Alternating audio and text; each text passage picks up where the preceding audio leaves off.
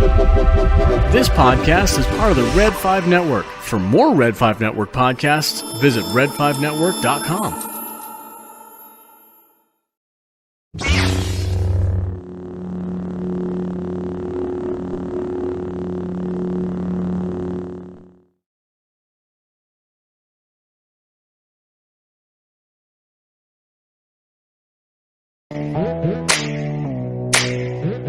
Hello there.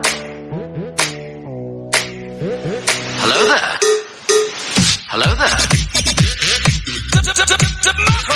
Hello there. Another happy landing. What's up, everybody? I'm Big Lovin, and this is Don DellaSnooch. Welcome to the Escape Pod, episode 62, Star Wars, Sequel Spectacular. Yeah. Clickety clank, bitch. Eventually. What's up, buddy? How you doing? Oh, you know me. I've been off work this week, buried up to my nipples in work. So Buried up. You've been off work, but buried up to your nipples in work. off work, buried up to my nipples in work. Fantastic. Yep. Been going to the gym still. Feeling really good about that. I'm still portly. But I'm feeling swole. I'm portly, but I'm feeling so swole. Believe it or not, in about 3 weeks, I'm starting to see some of the lifting gains. Nice. Except for my poor abs. I think I fucking tore something. Like today when I got to the gym, I was supposed to do this deal where I lay down on the floor. My buddy's a personal trainer, like I said, so he's got me set up. I'm supposed to do this thing where I lay down on the floor and I got to do leg lifts where I got to bring them up 90 degrees and then put them back down. Slowly. I bet you I made it about 12 degrees before my abs said, "Fuck you! I'm gonna kill you, you son of a bitch." So I definitely hurt myself this past weekend because I had done crunches 2 days in a row, and the second day I tried to up the weight, and I was wrong. You should not have changed weights. I was wrong, and I apologize to my own abdomen. I'm sorry, buddy. I'm so sorry. So there's that. But other than that, life is pretty life. It's very busy. Yes. Michael graduated high school on Friday. Yes. Graduation isn't until the 15th. Damn. But he's done with high school. He's a high school graduate. Right. I did it. Woohoo! Hey, mine graduated Friday too. Yes. Fantastical. I have fantastical. I have no more children in school. I have 4. Yeah, all my children are grown-ups now. Oh, can I come over and hang out? You can. Thank you. Definitely can. Oh. And now I get to turn Michael's room into a VR room. Nice. I'm not going to do that. Oh, the omnidirectional running pad? Yes. Love it. Love it. Actually, Please do that. I will never leave. I was at the comic book shop today talking to Tim about VR, and I was like, I'm finally at the age, and there's a spare bedroom. I could probably turn that into a VR room. But first, I'd need the money. Yeah, well, true. First we get the khakis, then we get the girls, then we get the money. Wait, yes. No, we get the money and then we get the girls. Then you get the khakis.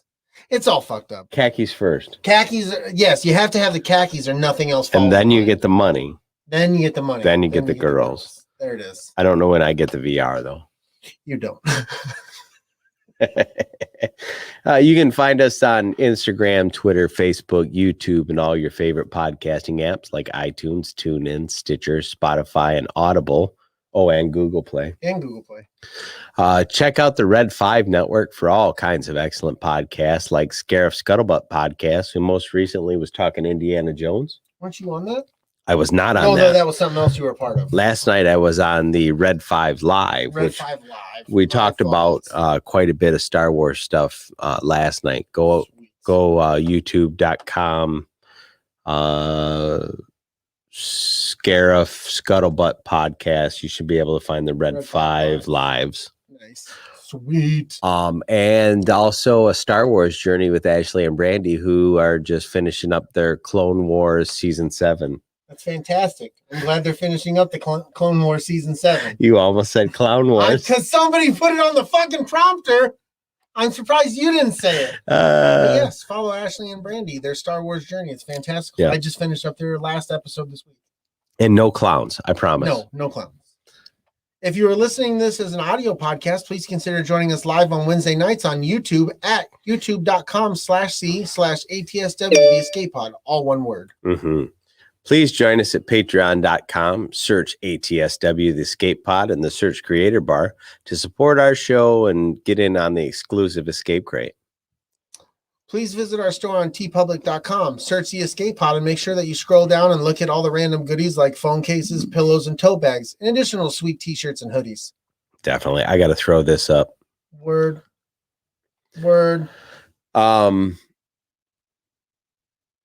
Oh shit! Because you click the thing. Because I clicked the thing, I can't click the thing. You want to shout out to Chout, brother? Yeah, I will shout out to Chout. Beer. Living in the chat, we got Jess, Lunar Girl, Use and Abuse Podcast, Layman's Term. Oh, what up, Keith? What up, Scott? Just Jen, and must be it. Must be Dragon Buddy ain't home from work yet. Oh, you better hurry up and get his ass home. He doesn't love us. Motherfucker. You better love us. I've done some questionable things for that guy. I know. I don't want to talk about it. I mean, you can find those videos on. Never mind. Well, you ended up having to trim off part of your beard. Yeah, that's how intense it was. And I had to cut my hair. Mm-hmm, mm-hmm. And he had khakis. Well, it's because he had the khakis. I didn't have the khakis. And that's when you have the khakis, you have all the power. You're in charge. You are. He was in charge. It was good times. Nice. What? Dragon Buddy's having quality brother-in-law time with her brother. Fantastical. We're going to get into our shout-outs. First and foremost, always got to give a shout-out to the Sidebar Cantina. That is the mothership. That is Dave and Jason. That is the New Jersey Delphians. That is also what used to be From a Gen X Point of View or the All Things Star Wars podcast. And my friend here who's got the teleprompter can't seem to fucking fix it in the notes. Nope. So you need to fucking handle that. I'll do it right now. Next, you need to... No, because you... Oh! Next, you need to check out Use and Abuse with Kim and Scott. Just followed their last episode. I wish I understood NASCAR as much as they do. They're into NASCAR and Formula One, and they were so passionate and vocal, and there was cursing, and I fucking loved every minute of it. It was fantastic. But I had no idea what the fuck they were talking about. I didn't, but the passion was there. It was good. It's true. Next, check out our man Big Swede for Big Swede's Excellent Adventure and Tactical Swede and Swede Reacts on YouTube and something Swede and I'm Swede and I'm doing a garage into a studio. We don't know yet. It could be. .com. Could be. Swede's got khakis as well. Swede has the khakis. Swede does have the khakis. Well, if you can do the work that he does, you have to have the khakis. Mm-hmm. So, anyhow, you should pay attention to what the fuck's going on. I'm fixing the notes so you shouldn't don't be doing that during the fucking live. I don't want to get yelled at anymore. These people are so sad for me. Here, I'll just be quiet and wait so you can change the next page and let us know what the fuck's going on. I'm editing you out. No, you're not. You need to get your shit together. Gosh. Terrible person. Patreon shout out Scott and Kim Rasmussen, Todd Lovin, Jen and Jess Bolt, Big Swede, Lunar Girl, Dragon Buddy, Richie the King Arm Rooster, Ron Old Man Johnson, Backyard TARDIS, Eric Dub Williams, Philly Dave Martin, and as always, Nostalgia Inc. sponsoring the Escape Crate. Hell yeah. Which we got the cup done. Oh, Brought we it in did. the studio today. It's been put in the Escape Crate box, what is over in the corner. So that'll probably go out tomorrow. So you should be getting that Lunar Girl and Dragon Buddy. So fantastic. Excellent. My man is losing his fucking mind. Yeah. Now, as far as, like I said, the Escape Crate will probably go out tomorrow. Last week, Lunar Buddy. Wow. Dragon Buddy won the Star Wars Insider magazine. So that's going out in the Escape Crate. Oh, nice.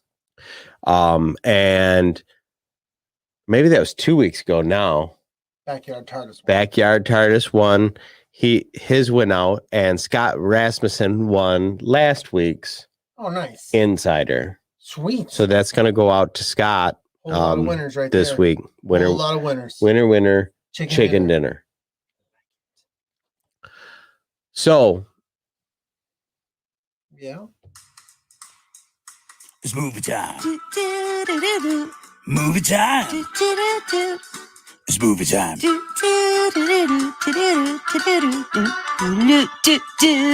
Movie time. Yes. yeah, movie time. It is movie time. Let's do it. Let me put this beer down right here because it's empty. And That's let's, what you do let's with let empty everybody beers. know that Henry Cavill to star in Highlander reboot. Where are you at on Highlander? My dad used to watch the shit out of it. Yeah. I don't think I paid attention. I know there's a magical sword and you got to decapitate people. The first Highlander movie I like. And then after that, not so much. They're fine.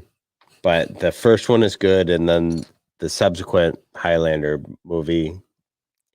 I mean, I don't know if I don't know if it's going to be a movie I go see in the theater unless when it comes out we're like, yeah, let's do that, but I guess I got to see something. I got to see a preview or something. Let me know what's up. Right. But I mean, cool. I see Henry Cavill doing the damn thing. I'm not a anti Henry Cavill as an actor and everything. I think he's good. I like what he's presented thus far. I enjoy him as Superman. So, did you watch Witcher? Yeah. No. Season 2 is coming. So I want to do a review show before season 2 starts of Witcher. How many episodes is it? It's not much. Maybe 8. Okay. An hour? Yeah. 30 minutes? Yeah, but they're fucking good. Okay. I'll be the judge of that. You will be the judge of that. I'll be the judge of that. Because this is movie news, but it's not movie news. I just watched Jupiter's Legacy, and that was fantastical. Yep. You said it was a little slow. I 100% agree with that, but it was still captivating and kept me watching the fucking show, even though I was like, kind of slow. Wish there was a little bit more action, but this is still rocking and rolling. And it goes this direction, goes that direction, goes all kinds of screwy, weird. What the? Settle down.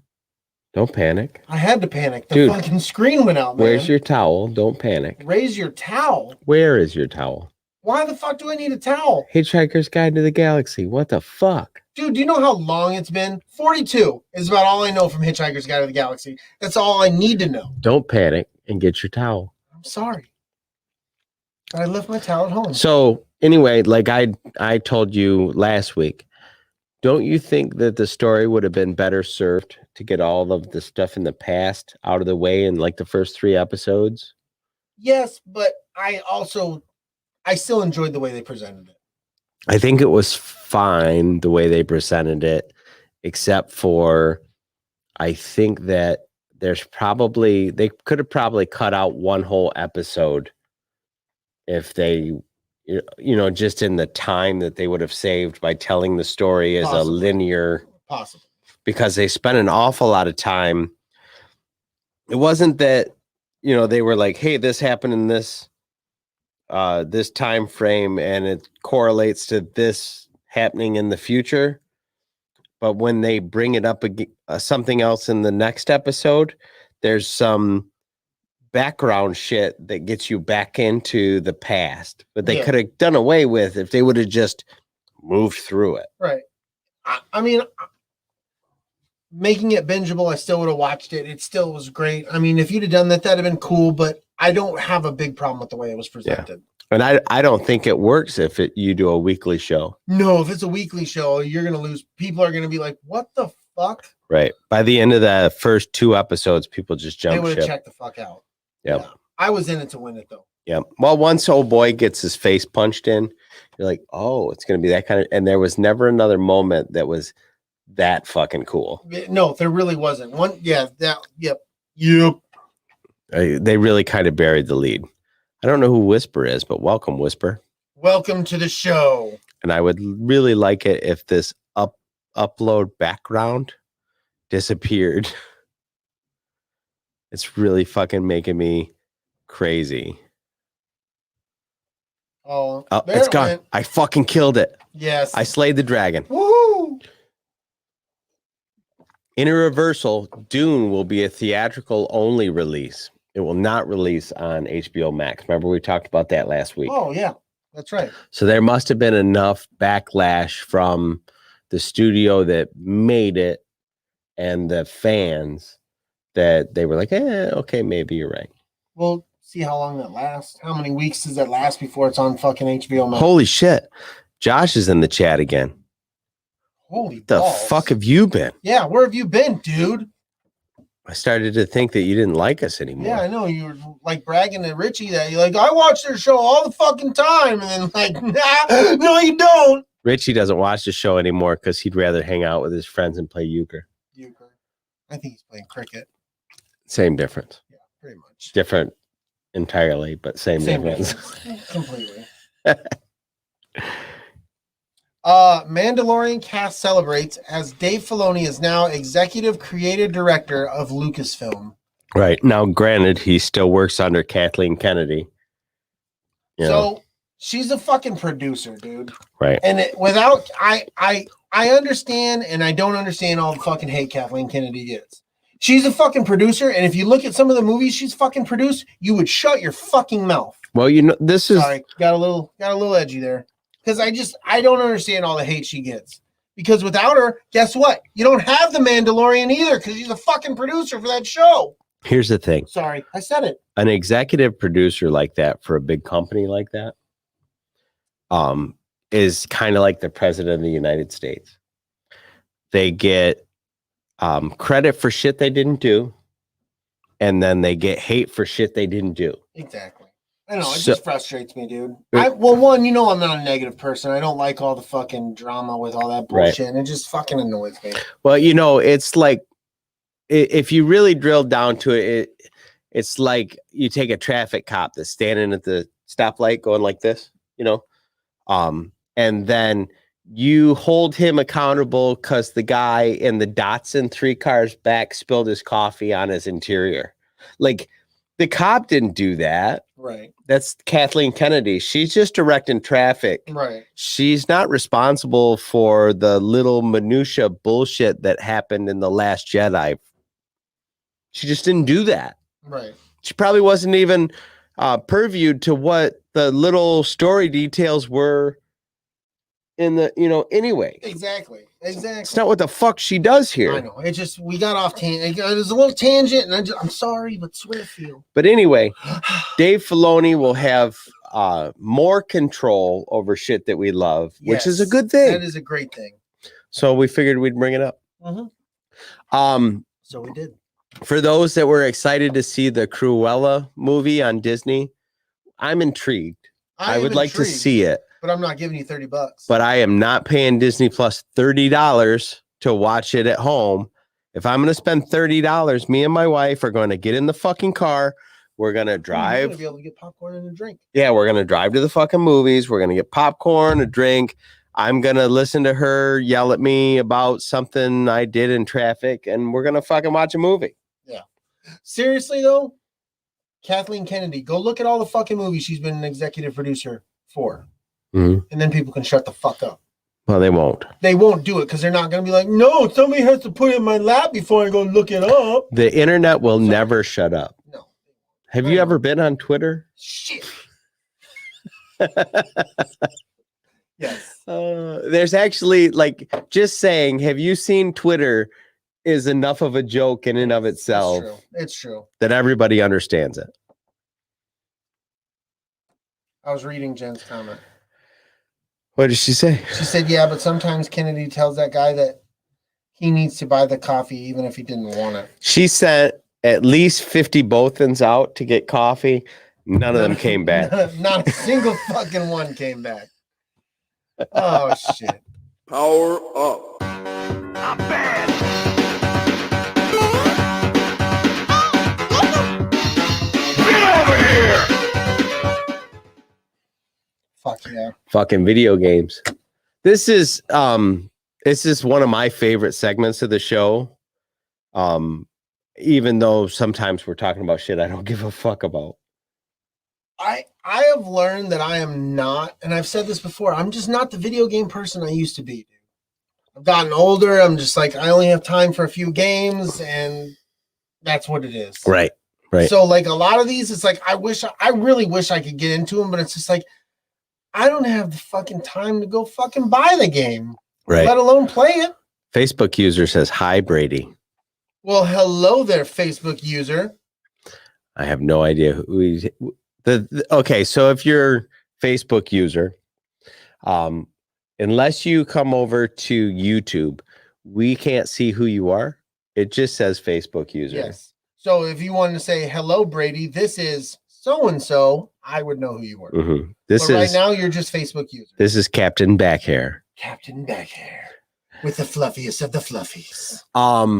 Speaking of video games that nobody has time for, I did sit down to try and play Cyberpunk 77, which I was incredibly excited for. I think you talked about this last week. Did I? Yeah. I just got no time for it. Nope. You said this last week. Okay. I'm bringing it back up. I ain't got no time for it. But I have been playing Mass Effect. Yes. Technically I'm playing Mass Effect 1 right now. I adore it. It's fucking great. Who is Facebook user? It's Captain Backhair. Captain Backhair? Oh, it's your sister-in-law, Kristen. Oh, what's up, Chrissy? How you doing? Thanks for joining us. Yay! That's my sister-in-law. Hi. I mean, you wanted to call her Captain Backhair. How do you feel, asshole? I'm glad you don't have back hair. Unless you want back hair, then But I'm she's really so sad cool. you don't. But she's so cool. If she had back hair, she'd stylize it. Yeah. It would be dope. It would be like little flamingo braids pink and stuff with those little plastic hard fucking. dude, it would be like incredible. People would be like, I have to see this. No, this is great. Because she's a creative and awesome person. I love my sister-in-law. She's one of the coolest people I Wonderful. know. God of War Ragnarok is only going to be released on PlayStation 5. So if you are a holdout on PS4 or you haven't been able to get one yet, on PlayStation though? Well, it's going to stay on PlayStation, but it's not going to be available on PS4. Only going to be. Okay, I was going to say, like, wait a second. God of War isn't a PlayStation, or is a PlayStation exclusive, but it won't be available on the PlayStation 4 because apparently the PlayStation 4 will not run it. Because it can't keep up. Yeah, it's so awesome. It's pretty serious. Lunar Girl's not hungry anymore. Why? Flamingo back hair is the coolest. I'm thinking I don't see a problem. You just put the food in the mouth. Right. Yummy. Delicious. Yummy. PS Plus June 2021 free games leaked include Star Wars Squadrons and Virtua Fighter 5 Ultimate Showdown. The only way I was going to play Star Wars Squadrons was like this. Free. Because everybody says it's a fantastic game on PC. Yep, but nobody says it's not on console. Right. So that's actually pretty typical with console versions of basically simulator games. They just don't translate quite so well. So I was going to skip it, but since it's going to be free, bet I'll download it. You might as well try it. Shit. According, is this me or you? Just go, man. Just go, man. According to two separate Brazilian retailers, the PS5 and Series X versions of Star Wars Jedi Fallen Order are set to release on the 26th of June. So if you've been waiting for a next gen version of Fallen Order, does that not seem like way too much fucking time?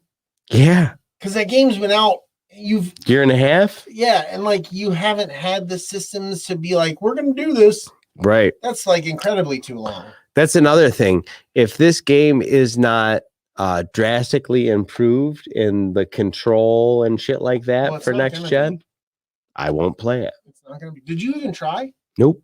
Why not? Because people said that they can. So you didn't try. You just took everybody else's fucking opinion on it. Yeah. You're dumb. If the controls are fucked up, I'll just get frustrated. You don't frustrated. know they might be fucked up to me. It's not fucked up to you. So here's the deal. You're stupid. I have not had the opportunity to borrow it from somebody so that I could try it. So you can buy it for cheap. That's what you've even said. The last time I saw it for cheap, it was $37.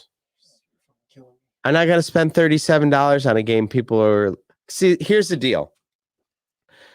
If controls are wonky and frustrating, I will jump out so you fast. don't know if they're wonky and frustrating until you try it. You can't sit here and say, I think it moves and operates awesome, and you're like, it doesn't work. But you like Grand Theft Auto. And you don't. I can't so fucking you don't know stand these it. other people's opinions.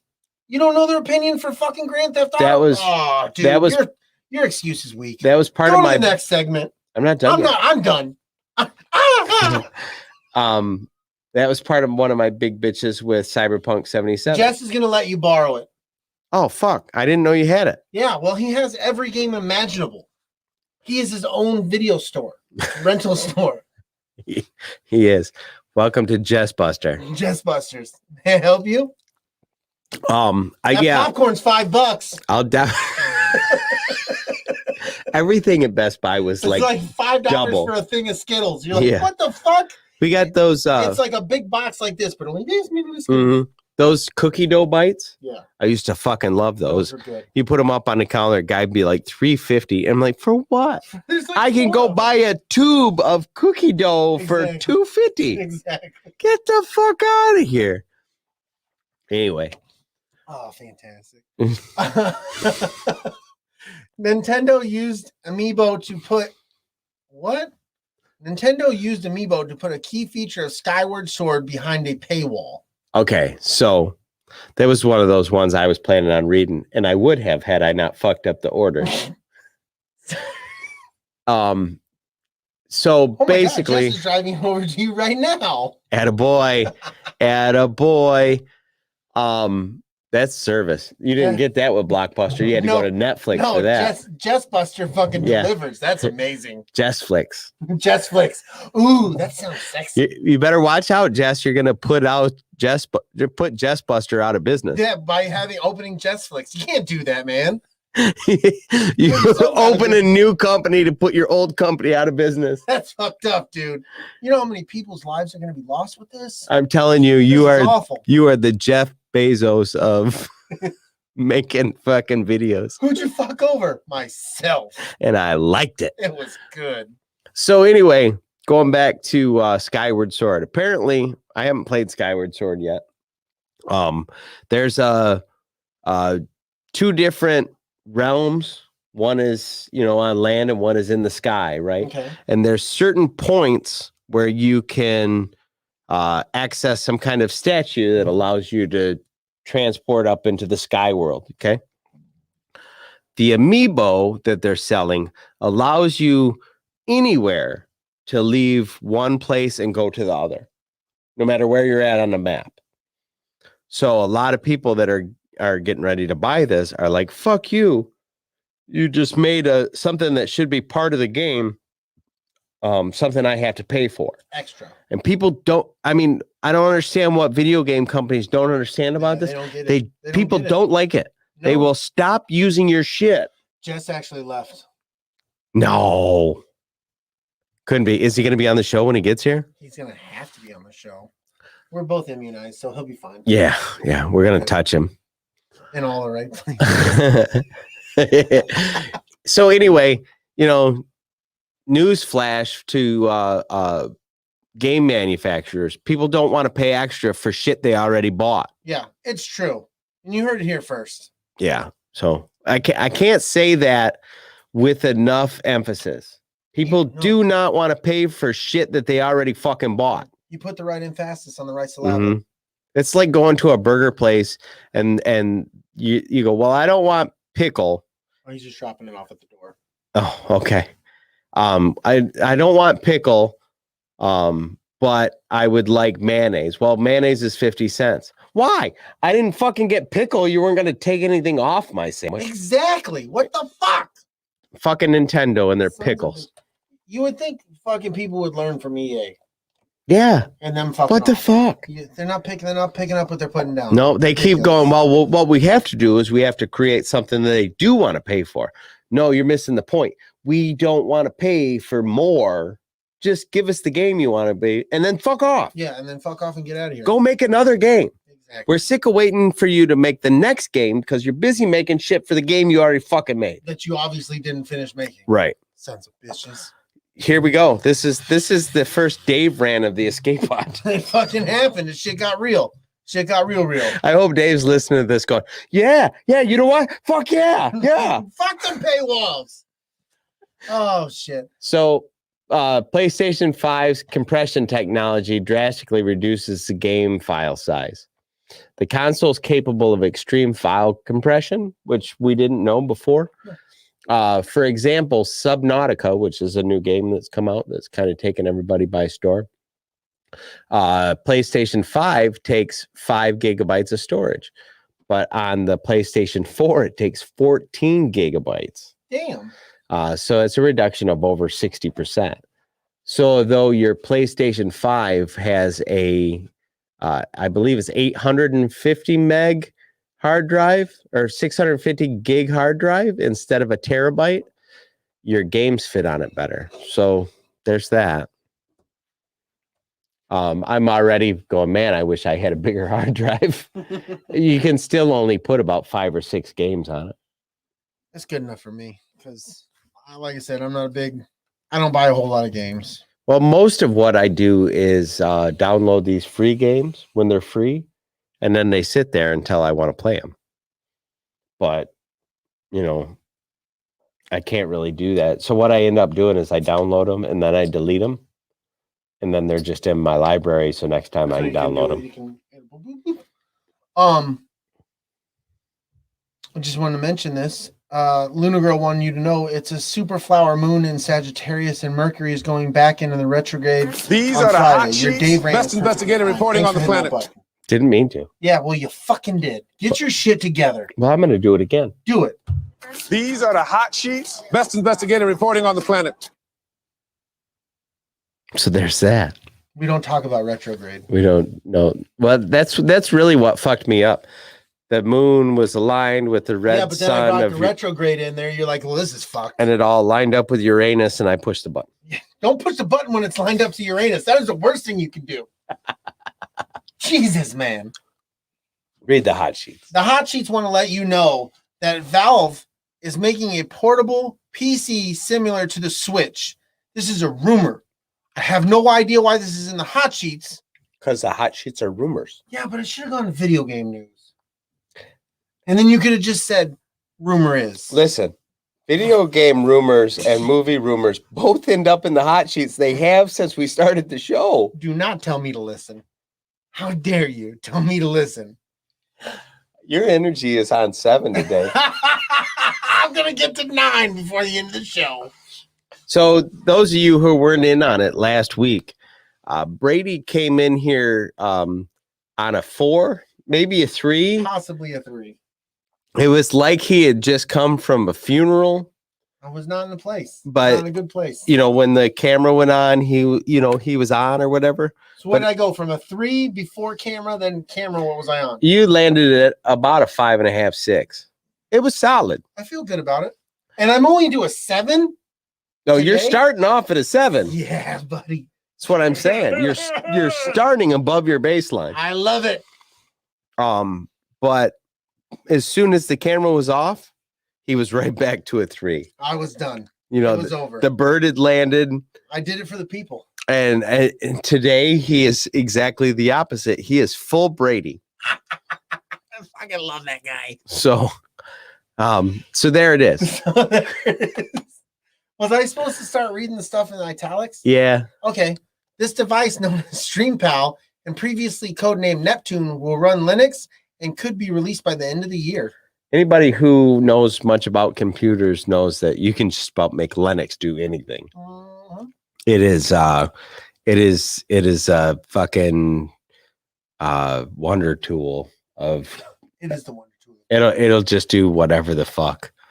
I honestly, the only reason more people don't use it is because it's hard to make secure sometimes because it does everything. Microsoft E3 2021 presser set for June 13th, which is opening day of E3. So is it going to be a big show, or where people can come to it, or it's going to be a full traditional presentation. Nice. There'll be people in the chairs. I don't know if there'll be a person in every chair, maybe to be every other or whatever. I don't know if it's like everybody's vaccinated or whatever. Maybe you got to be vaccinated to be able to come to the show. I don't fucking know. But it'll be day one, which normally Microsoft is either they're the big finale on Friday, or they're like the kickoff on Saturday. Right.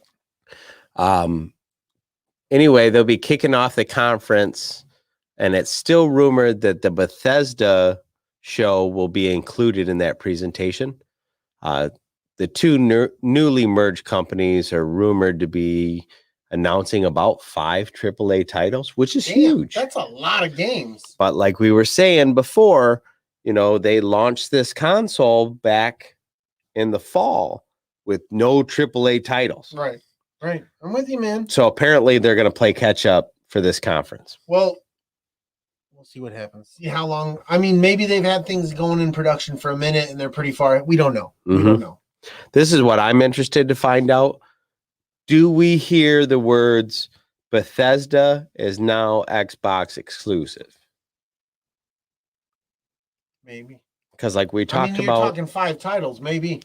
Like we talked about last time, though, Bethesda sells their shit with Nintendo and PlayStation and on PC and on Steam. We talked about this last week. Bad business move, in my opinion. Yeah. In my opinion. So I'm really interested to see how that pans out. Can I ask you this question then? You gonna go buy a Xbox? Not a chance. I'll be done with Bethesda. Yeah, there you go. Not because of Bethesda. So you're gonna be done with it? You wouldn't buy a game on.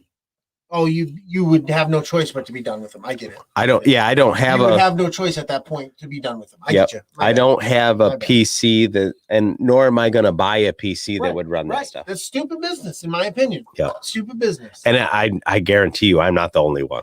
Right. You're right. I would honestly believe that that PlayStation's probably 60% of Bethesda's market. Possibly. So yeah. Go ahead. Yeah. No. Shh.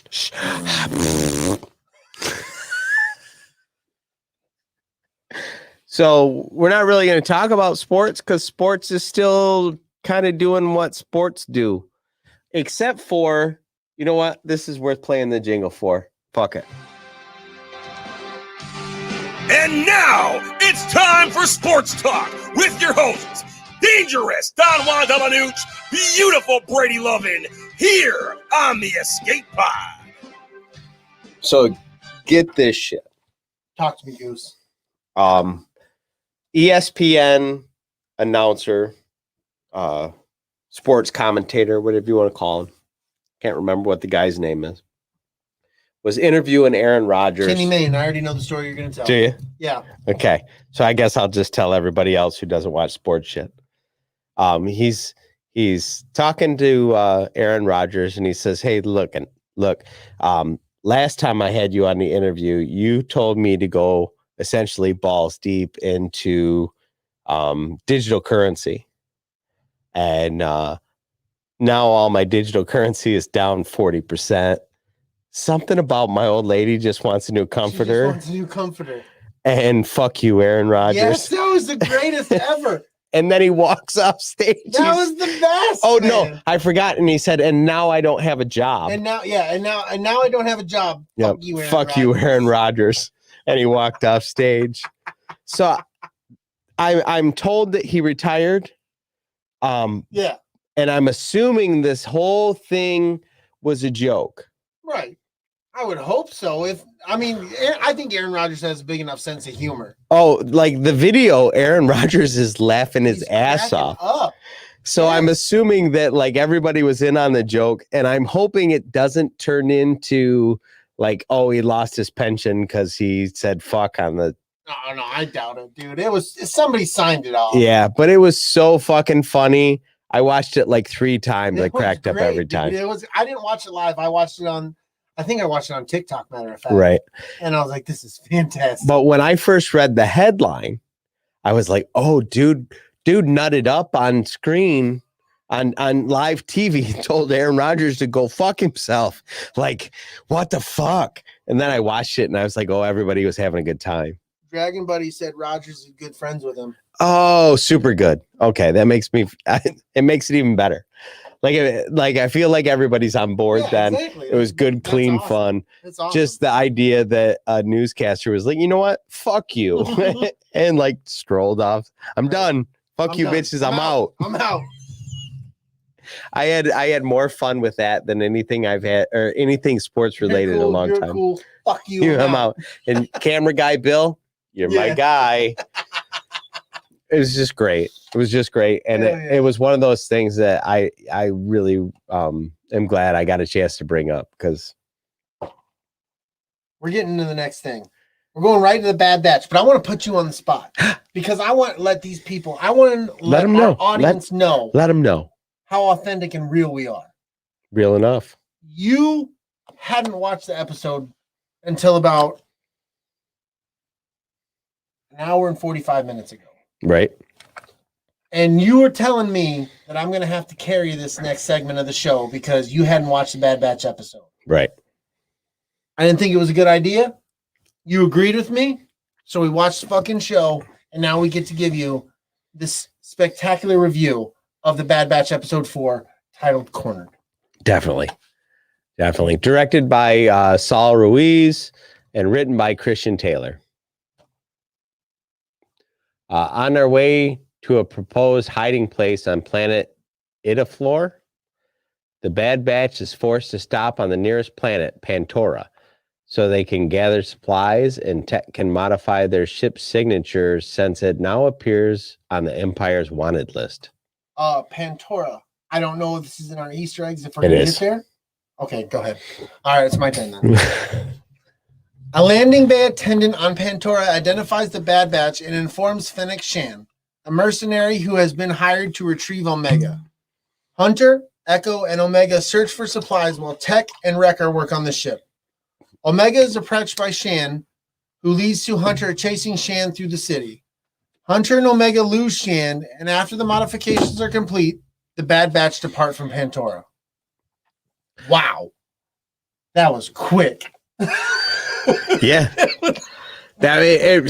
Sometimes it's amazing the when people write about these shows, they just lay it all out. They're like, so let's talk about this before we get into Easter eggs. Because the thing that stood out this entire episode for me, I've now watched it twice because I watched it by myself and then I watched it with you, was the chase scene. The chase scene was fucking violent. Yeah, absolutely. Like, old girl murked a cop, and then that cop spun into another cop and killed the other cop. Yeah. The idea that we're watching a show for children. That is a cartoon. Where a bounty hunter literally slams on the brakes, turns around, grabs a pistol, and murks a cop in the fucking dead in face. The eyes. Dead between the eyes, son. Yep. And then like she totally fucking murdered 2 cops. Right in the middle of the city. In broad daylight. Was it daylight? Okay, it was evening. It was light enough. It was light enough. Some motherfucker saw that shit happen. And I was telling Brady earlier too. This is the episode that I've officially decided I really like the Omega character. Yeah. Her accent is what it is, but the way they've written the character, her curiosity, her thirst for new input, and then how quickly she's imprinted on the batch. I adore her.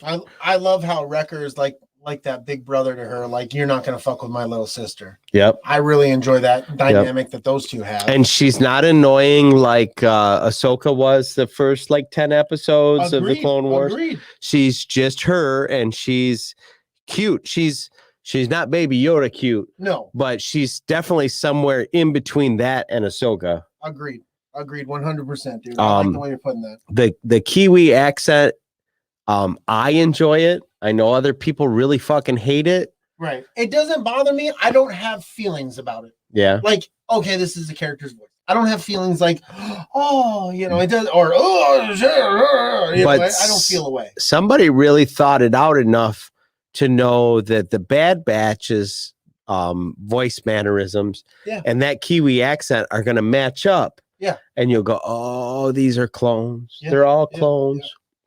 Yeah. So it's super nice. What's the guy's name that does the clones? B. Bradley Baker. It is? Yeah. Okay. Why the fuck did you ask me and then you're going to get a fucking look like that? I guess a tone. It didn't sound like... Unnecessary, my friend. It didn't sound like the name that I was looking for. It was Chaz Chillums. That's much better. What the fuck? Jess is here. He can come in the studio. We'll talk to him. Oh, Brady's rushing out. He's going to check. He's going to check and see if Jess wants to be on the show. Thunder. You hear thunder? Oh, in Pennsylvania, there's thunder. Jess.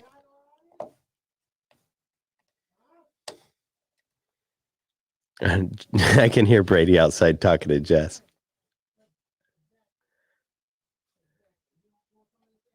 Oh, severe thunderstorms in Pennsylvania. Very nice. Very nice. Is he coming in? Happening.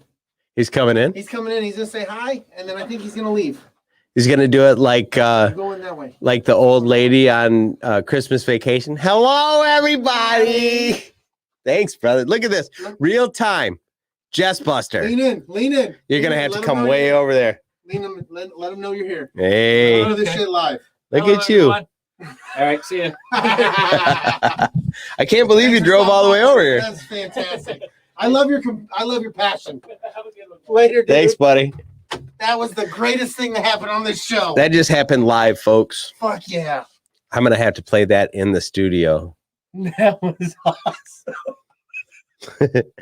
That was cool. How far have you gotten? I filled the void a little bit. Nice. So we're right where we left off. Yes, and you have a video game. Yes. This is great. I can play the things. Oh, that's fantastic. See, I'm all ready. Here. No, stop.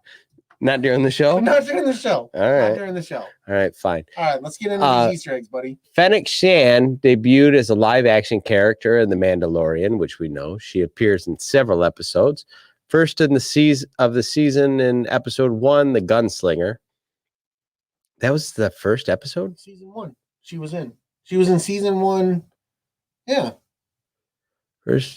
First in season. Oh, okay. In season 1. In my brain, I was thinking it meant literally the first episode of The Mandalorian. I'm like, wasn't it like the third one? No, it was fourth one, maybe. It was closer towards the end because it was when he was on the desert planet. It was when he went back to Tatooine. The desert planet.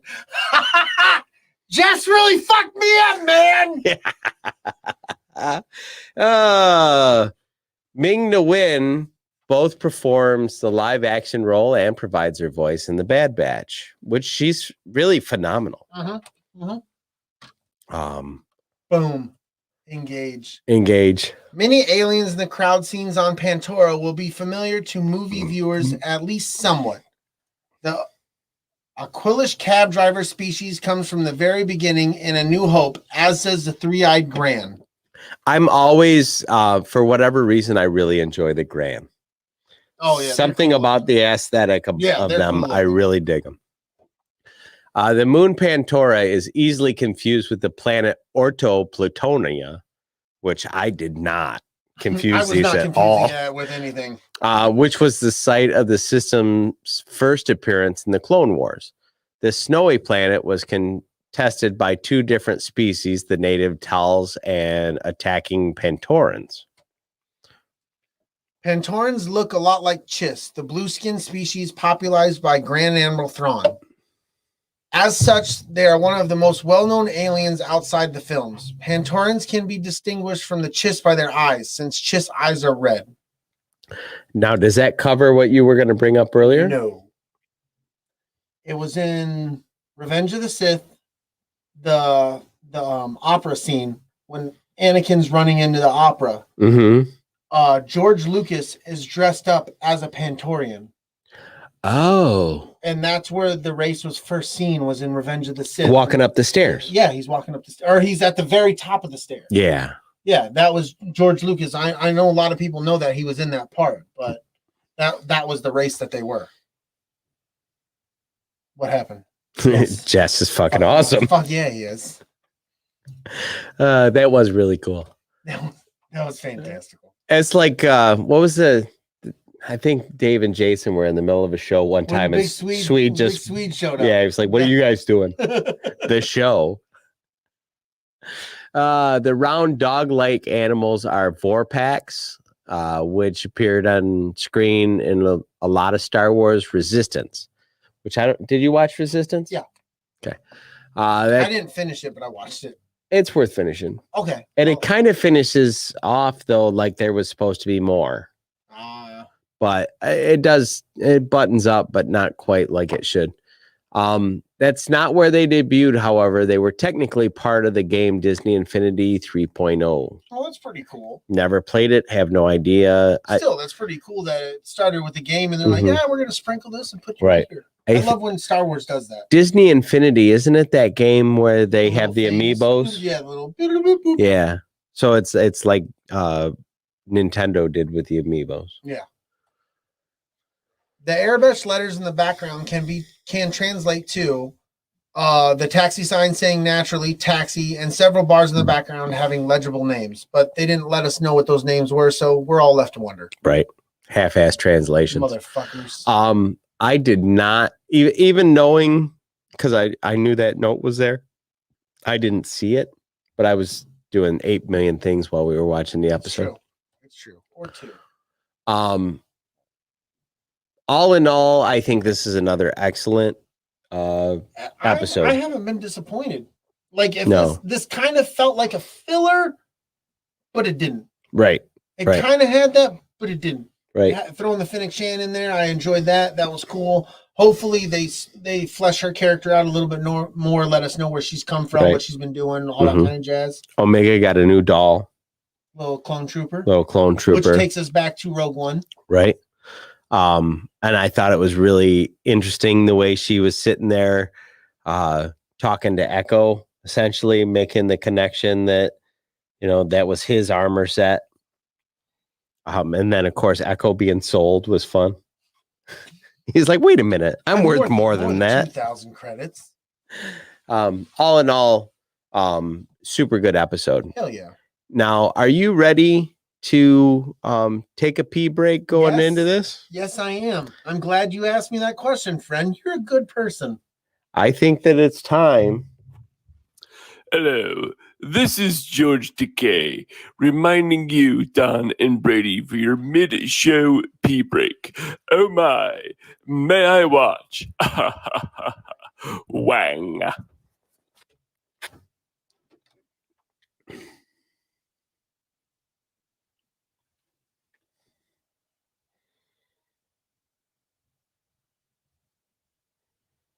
So, next week, we are going to be doing a interview. It'll be our first major interview with it's a professional actor, Dominic Pace. He played Gecko in Mandalorian. You have to look up Gecko to know which one.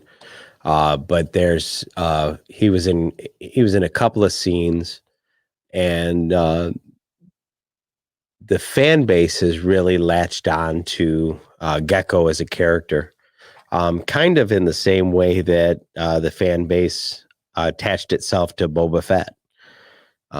There was an awful lot of characters that were in the Mandalorian, but the fan base really seems to like Gecko.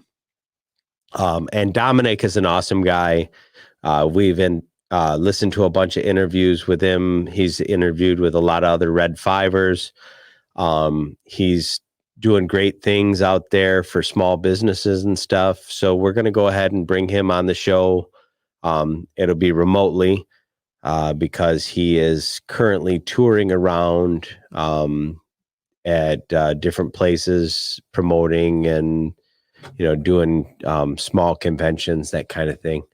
But we're really looking forward to it. So here's the deal, though, to all of our fans out there.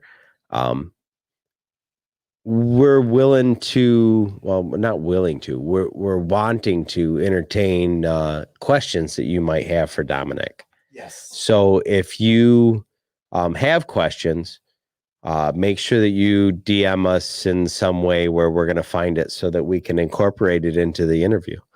And we're really looking forward to that interaction. And then after we're done with Dominic, we're going to go ahead and talk about bounty hunters in the Star Wars universe.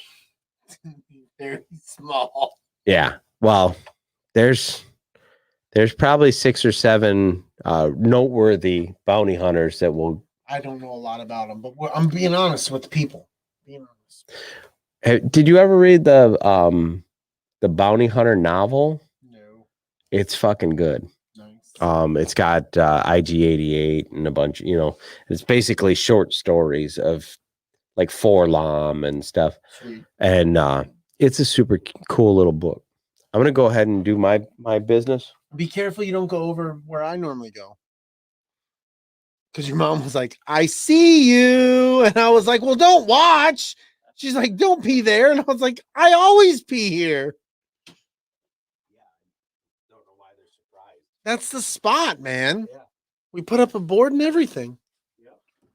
Maybe we need to get like a curtain. I think we need to do like the Daniel from Karate Kid curtain. Dude, come up with as many questions as you can, Luna Girl. We bring them all. I mean, we may not ask every single one of them, but I've been like, I'm having a mini panic, not a panic attack, but I don't know what to ask the dude. Like, I feel like my brain took a shit and I'm like, I don't know what to ask you. So ask, yes, send all the questions. I know you can come up with a lot of them, so that's fantastic. Oh, Jess showing up was fantastical. That was one of the greatest things ever. It's the first time I've met that dude in person, and we didn't even meet. He was in and he was out. Like a ninja with loud colors, even though he was wearing gray. But that's okay. So, it was awesome. That was awesome. I don't know what to say. I've been drinking. What does that have to do with anything? Nothing. But my point is, I don't know what to say. Oh, she said she'll rewatch his shows and come up with a bunch. I love you, Luna Girl. Please do it. Do it.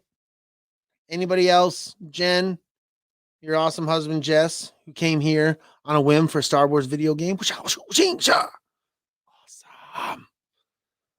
Scott, how you doing, buddy? I see you. I know you're here. Fantastic. This guy had to go. He's really peeing. It was a lot. He probably goes inside, though. Oh, no, he's back. Shh, everybody be quiet. He's coming in. Oh, he didn't lock the door either. Nothing. I'm just talking to people. You can find out on your watch back. All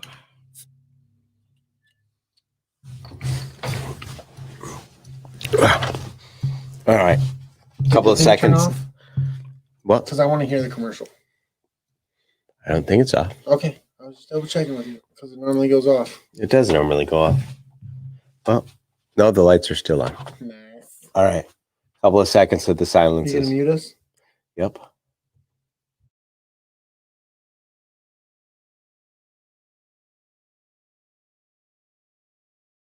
Nostalgia Inc. in downtown Jackson is your one-stop shop for comic books, graphic novels, tabletop games, supplies, and tons of other super nerdy stuff. They have everything from your favorite superhero comics to all the latest manga and horror graphic novels. Superman, Spider-Man, The Avengers, My Little Pony, Teenage Mutant Ninja Turtles, My Hero Academia, Star Wars, and Batman are just a few of the familiar titles you will see while browsing through the store. And don't forget to check out their back catalog. And for all your tabletop needs, Nostalgia has the largest in-stock selection in the area of Dungeons & Dragons books, miniatures, and more. As well, they have the latest Magic the Gathering and Pokemon card game releases. Store hours are currently 11 a.m.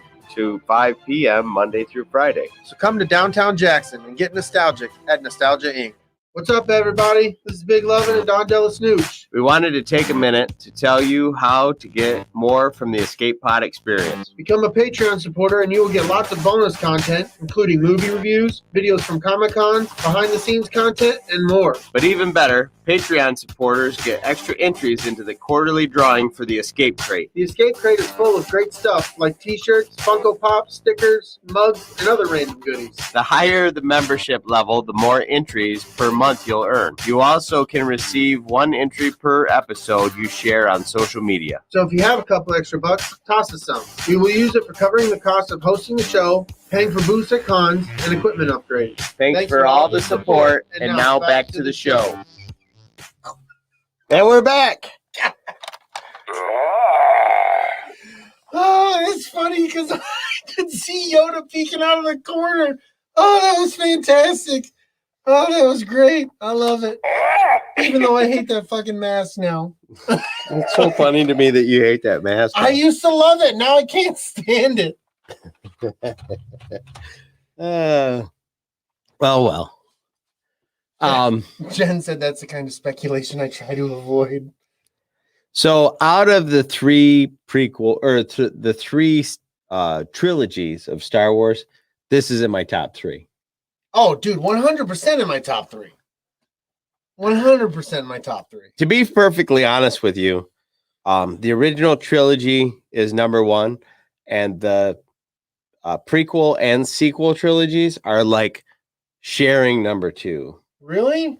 Yeah, because I think that there's great things in both of them, but they're not as a whole perfect. No, not at all perfect.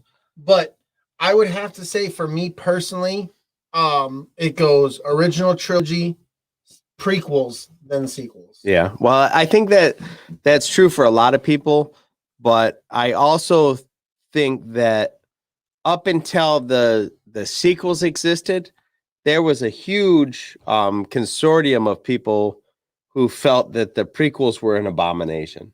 And now they're like, fucking prequels, yes. Yeah. Sequels, fuck off. Yeah, you can go fuck and yourself. I think it's the same group of people. Yeah.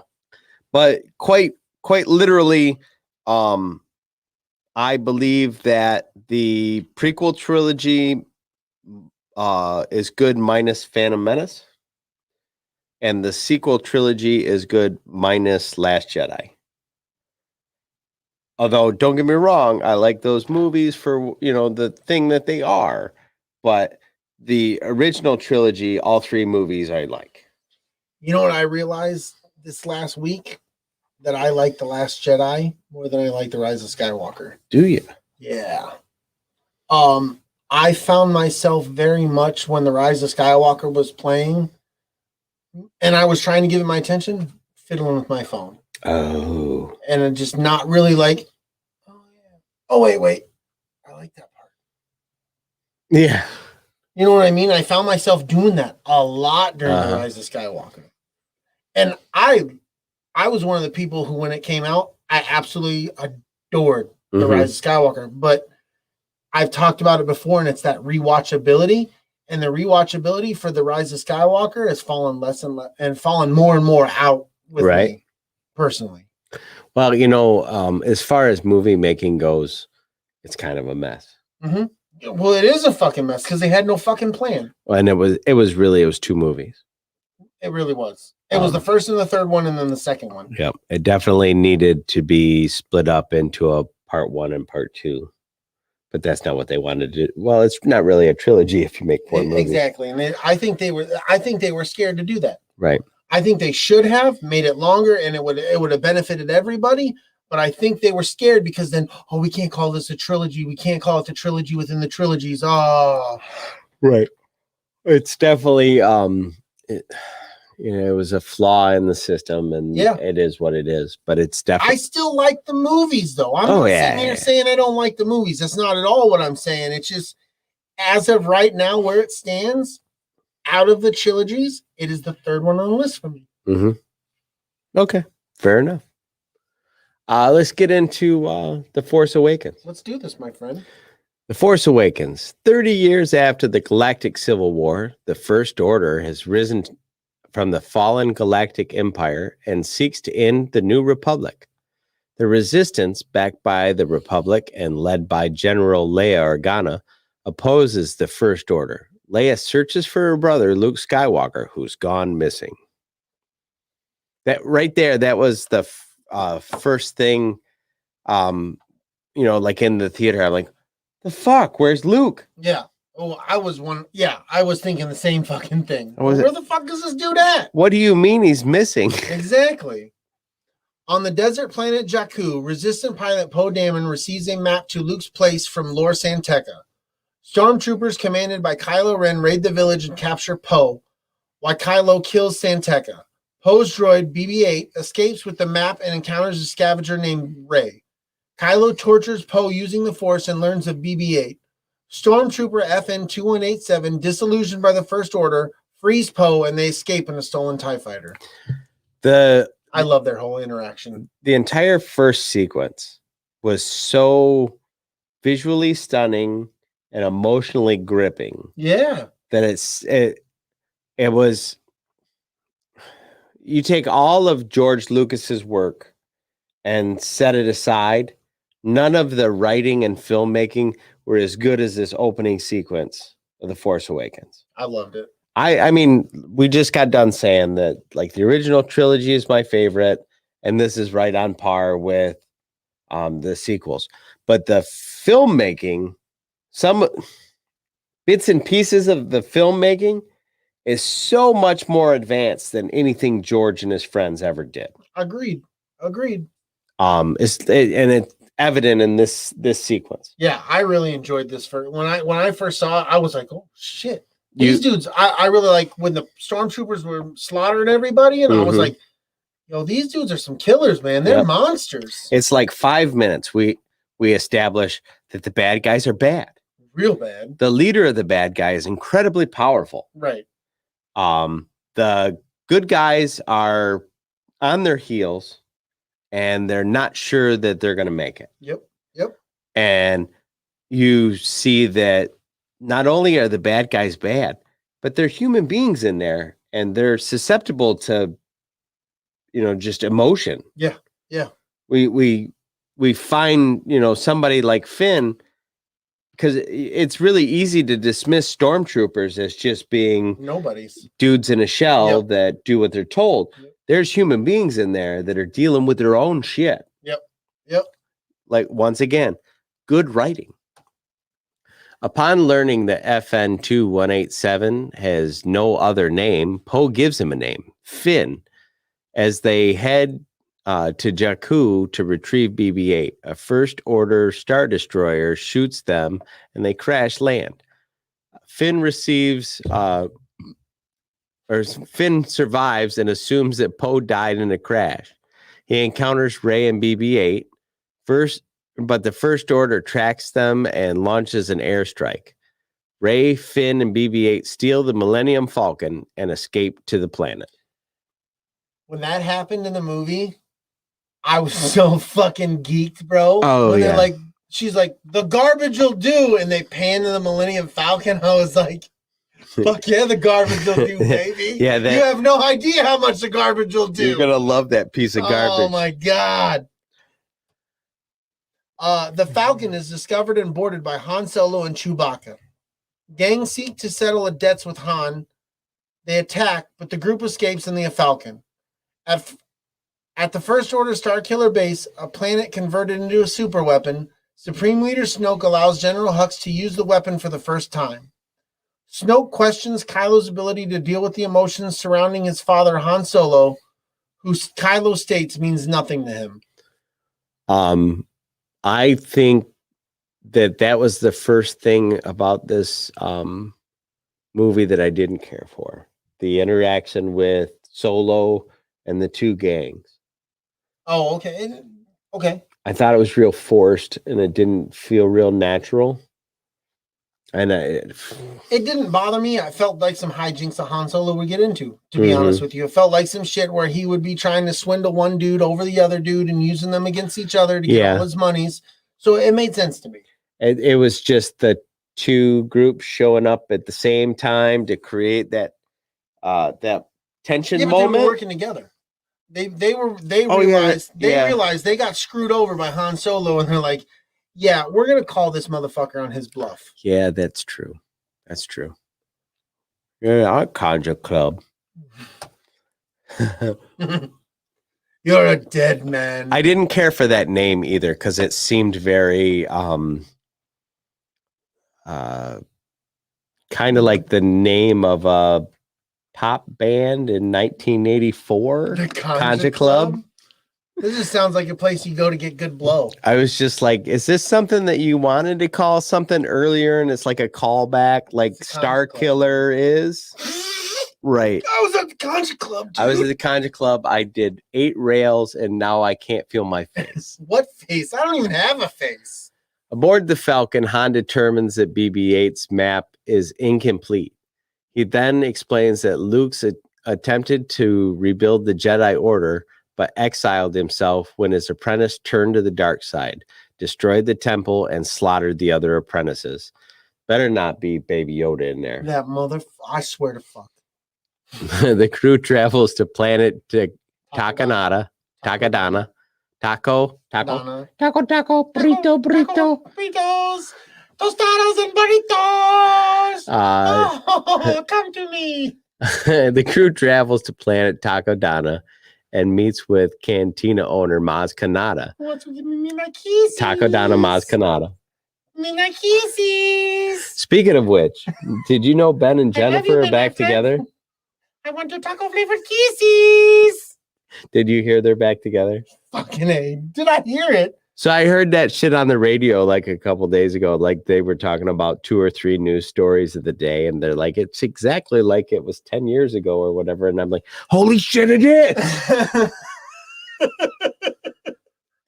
Anyway, Maz Kanata offers to help getting BB-8 to the Resistance. The Force draws Rey to a secluded vault where she finds the lightsaber that once belonged to Luke and his father, Anakin Skywalker. She experiences disturbing visions and flees into the woods, confused and terrified. Maz gives Finn the lightsaber for safekeeping. This whole scene... Never paid the fuck off! No, back up. Okay, sorry. I'm not there yet. Okay, sorry. The whole scene at Maz Kanata's bar and the First Order showing up and the fight scene outside with the TIE fighters coming in on the lake, and like once again, super good writing, beautiful cinematography, like even more so than anything we'd seen in the previous 6 films. Like you can say what you want about storytelling points or this or that, but this is a beautifully crafted film. Dude, I love the fucking TIE fighters coming in with the fucking sun in the background. Yes. Oh my god, dude. What was that movie that's taken from? It's not Apocalypse Now. Is it? Yeah, it was helicopters. Yes. It was Apocalypse Now. Because I was thinking Tora, but that's not the right movie. I fucking love that shit, dude. That shit was so awesome. But yes, the thing with the lightsaber never really pays off. No, it doesn't. The whole vision in all 3 movies, it never fucking paid off. Yep. Especially when we get into what happens at the beginning of The Last Jedi. The whole, like, this is the lightsaber, and here we go. We're going to go find Luke, and then he's going to have the saber, and he's blah, blah, blah. No. I'm with you, dude. This is where I've started to butt up with this. But this for this movie, it's amazing. Right. And then okay. Before I say this, I'm going to qualify it with I like The Last Jedi as a movie. I do too. I don't like it as part of this trilogy. No, it doesn't have its place. Rian Johnson like gave the finger to all of Star Wars canon, the fans, et cetera, was like, I'm going to make my own Star Wars movie. I still like this movie, though. I do. But I agree with you. This movie or The Last Jedi? The Last Jedi. Okay.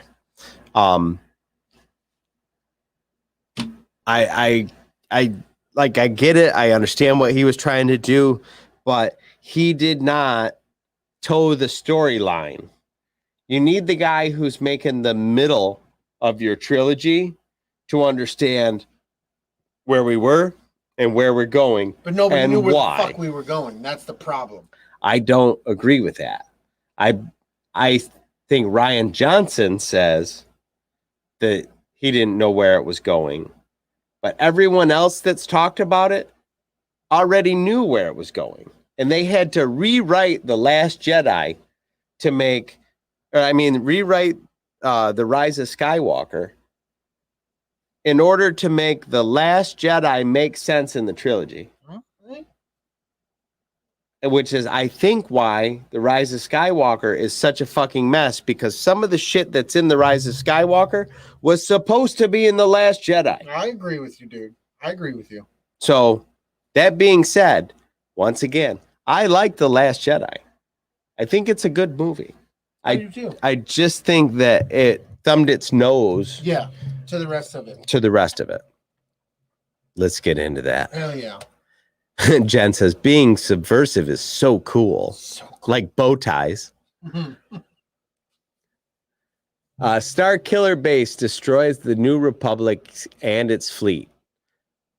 Not really. It was more so the fucking planets. Yeah, the planets Not they so were much. known to be working on. Exactly. Which was like 5 planets in the same system, which I also found confusing.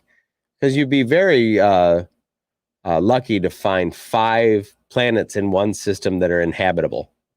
You're not thinking in the Star Wars universe, my friend. Yeah, Fuck off, sure. man. I'm the dick. You are the dick. The First Order attacks Takadana in search of BB-8. Han, Chewbacca, and Finn are saved by Resistance X-Wing fighters led by Poe. That all happened in this movie? I thought it happened at the end of The Force Awakens. Just continue reading, man. Oh, fucking A. Leia arrives at Takadana with C-3PO and reunites with Han. Meanwhile, Kylo captures Rey and takes her to Starkiller Base, but she resists his mind-reading attempts. Snoke orders Kylo to bring Rey to him.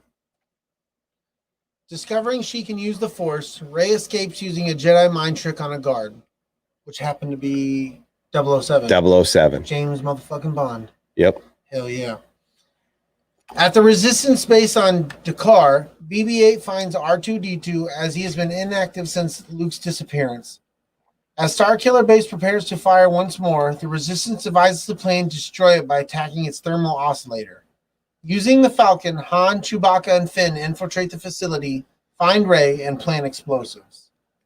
Before we move on too much, would you be interested in doing a James Bond episode? I'm just talking about James Bond as a concept, not particularly specific movies. Yeah, that'd be cool. Yeah. I'm in. We'll have to wait and see if the fan base agrees. We'll have to add that into our fucking book of fucking titles. We've got about a backlog of like 25 or 30 episodes. 25. It's probably like 50. We have a lot. We got a lot going. We're not going to run out of content. So if you're watching this, between the stuff that's coming out and what we've got in backlog, don't worry, we're not going to run out of dumb shit to talk about. And if you're hoping we do, joke's on you. Fuck you. Han confronts Kylo, calling him by his birth name, Ben, and implores him to abandon the dark side. Kylo seems to consider this, but ultimately refuses and kills his father. This was the first time in a long time I've cried at the movie theater. Dude, I saw this coming the whole time, and the whole time I'm sitting there in my head, I'm like, no,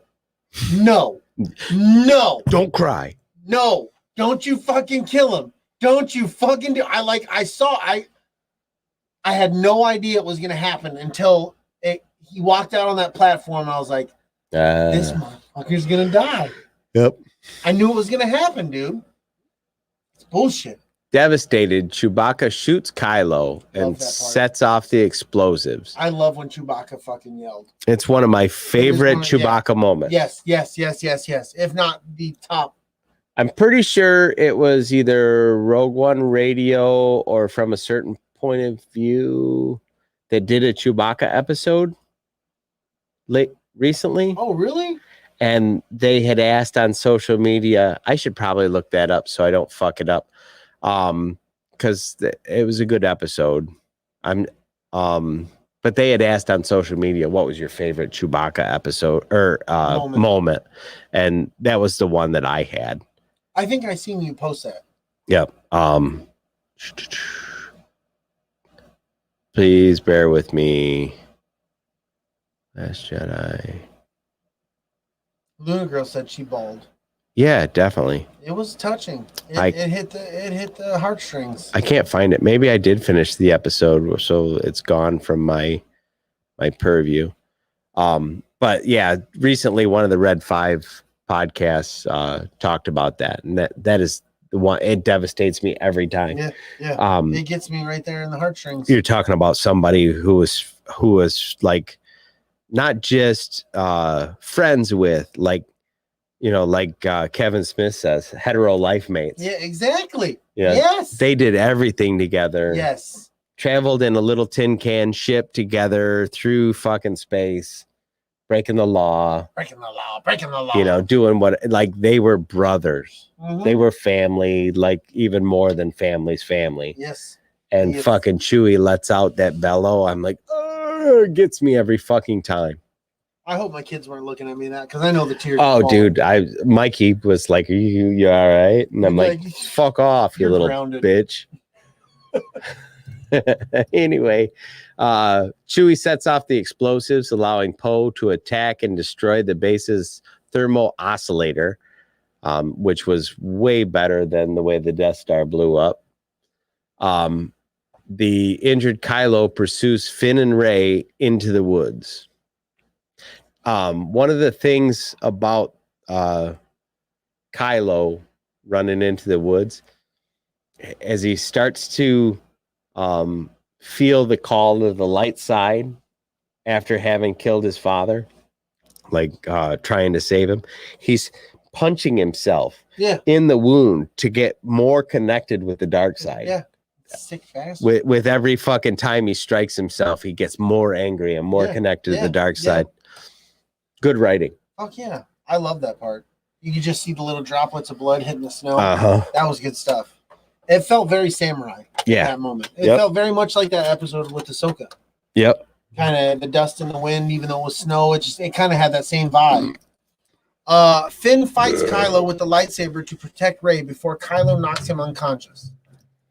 Rey takes the lightsaber and channels the Force to defeat Kylo in a duel. They are then separated by a fissure as the planet's surface begins to splinter. Snoke orders Hux to evacuate and bring Kylo to him to complete his training. Chewbacca rescues Rey and the unconscious Finn, and they escape aboard the Millennium Falcon. General Hugs. Hugs.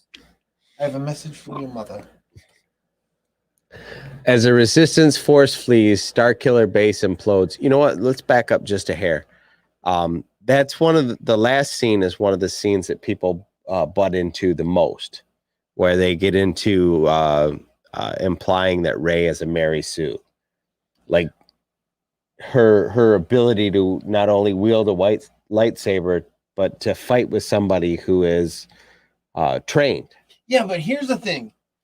Earlier, Han Solo and Chewbacca are using his bowcaster. Mm-hmm. And they're showing how fucking powerful that bowcaster is by shooting stormtroopers, and those stormtroopers are fucking somersaulting backwards, right? Taking this fucking shot.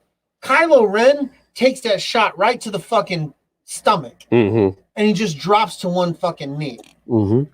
That's a powerful fucking shot. He is fucking hurt. He is channeling that dark side, but he's fucking hurt. Right, bro. Right. That shit was a powerful weapon. Yeah, I completely agree.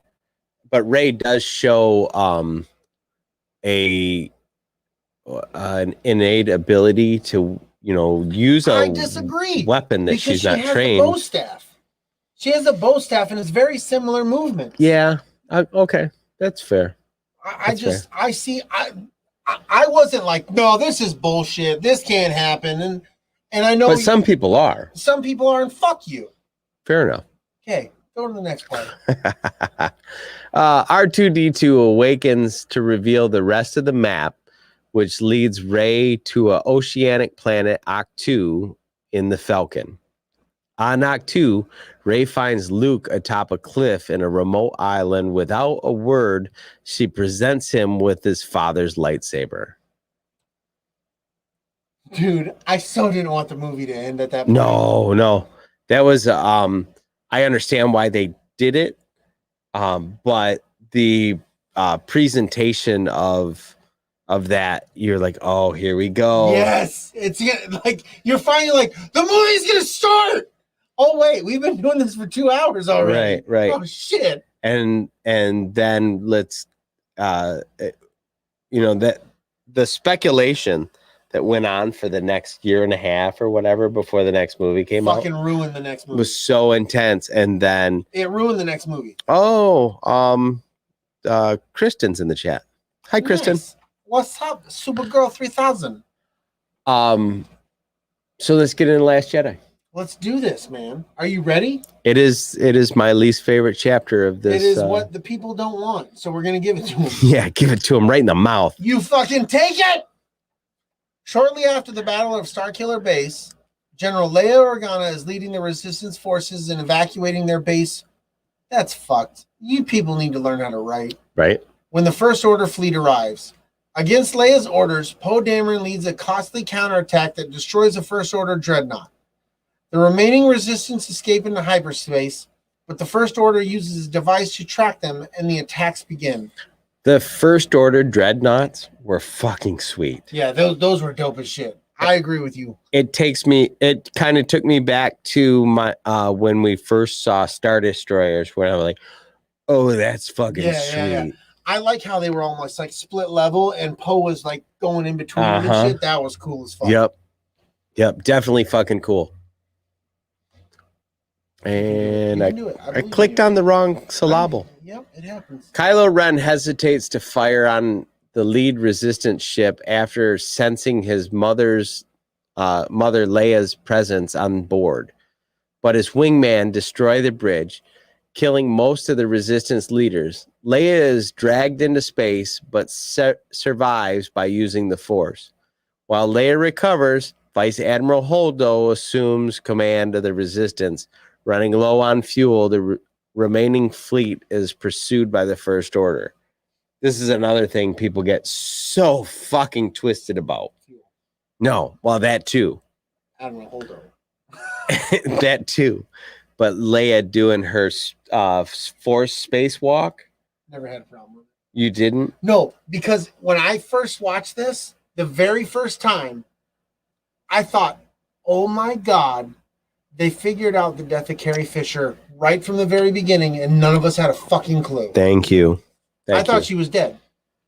I thought they killed her. Well, she was dead. Kind of. That was like she had filmed it, and then she died before they edited it. Yeah.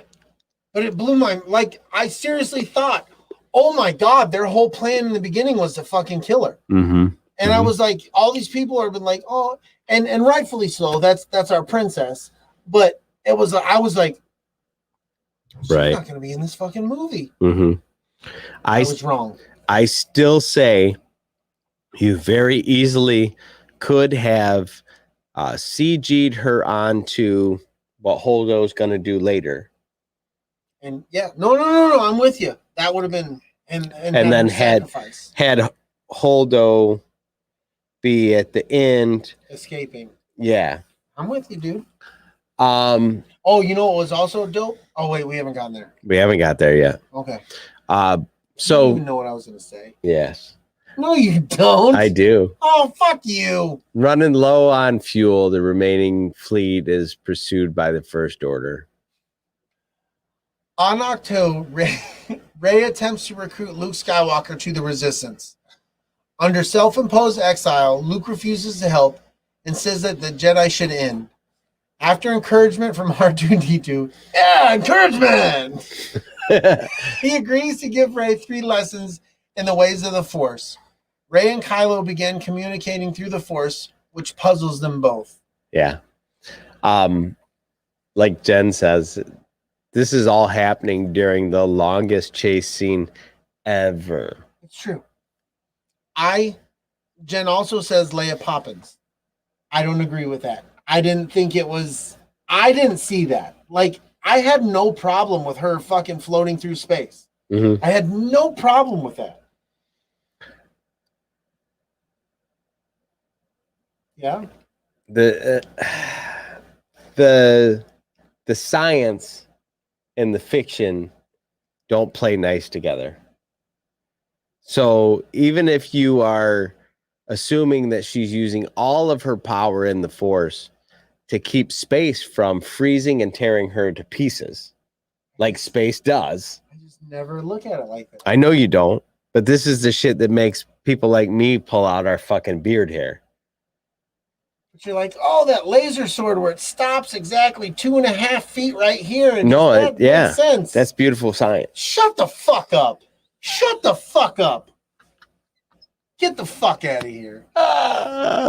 Fair enough. Fair fucking enough. But since it didn't go, when she does her Mary Poppins shit, I love the fucking foreshadowing of the hologram of Snoke's ship. She goes right through where the fucking Holdo maneuver starts. I love that. Yeah. I love that. I love how it shows that she's able to do something completely fucking ridiculous, and then she has no energy and it puts her in a coma. Yes. Foreshadowing what happens to Luke later. True. I never looked at it like that, and I like the way you're looking at it. Up its skirt. Oh my god. Kylo tells Rey pink panties? no panties. Oh my goodness. Kylo tells Rey that Luke feared his power. Luke confesses that he momentarily contemplated killing Kylo upon sensing that Snoke was corrupting him, which prompted Kylo to destroy Luke's new Jedi Order. Convinced that Kylo can be redeemed, Rey leaves Ahch-To. Luke prepares to burn the Jedi library, but hesitates. The spirit of Luke's master Yoda appears and destroys the library by summoning a bolt of lightning. Fuck yeah, he does. I did not understand how Kylo and Snoke had some kind of relationship where Snoke was able to corrupt him. I like the movie does a really piss poor job of explaining how that worked. But you know, I'm not sure it matters. There it is. The interaction with Yoda, I fucking love that. Oh, dude, tears. Yeah, Tears, every time I'm not cutting onions. You're fucking cutting onions. Right. Oh, Lunar Girl wants us to make mention of how absolutely adorable porgs are. Agreed. And they look tasty. They look tasty and cute and cuddly all at the same time. Like, you little chicken nugget fuckers. Yeah, it's like eating hamsters. It's not right. It's not right, but they're so delicious. Luna Girl says friends, not food. Yeah, porgs are friends, not food. I say that all the time to my mom's dog, because her dog is always chasing the cats. And I'm like, cats are friends, not food. Once again, Yoda encourages Luke to learn from his failure. I say once again because I love encouragement. Yes. Yes, very good. Meanwhile, Poe entrusts Finn, Mechanic Rose, and BB-8 with a secret mission to disable the First Order's tracking device. Maz Kanata directs them to the casino town of Canto Bight, where they meet the hacker DJ. Mm-hmm. Pursued by the local security, they escape to Canto Bight with the help of stable hand children and racing animals to set them free. Finn, Rose, and DJ infiltrate Snoke's flagship, but are captured by Captain Phasma. So here's another thing where I think Rian Johnson screwed the pooch. I agree with you because you've told me the story a million times. The whole Canto Bight scene with the animals and the SJW stuff that people bump up against. it's all nonsense. Like you could even write off the whole issues with this scene if you just make Lando Calrissian the owner of the fucking casino. I agree with you 100%. I've always loved this idea. I don't understand why it wasn't part of the movie. Go. The thing with the horse track and the racing thing is, I think, what nailed Rose Tico into the coffin. The people who don't like that kind of shit are the same people that didn't like her enough that when they do the Rise of Skywalker, they essentially neutered her character.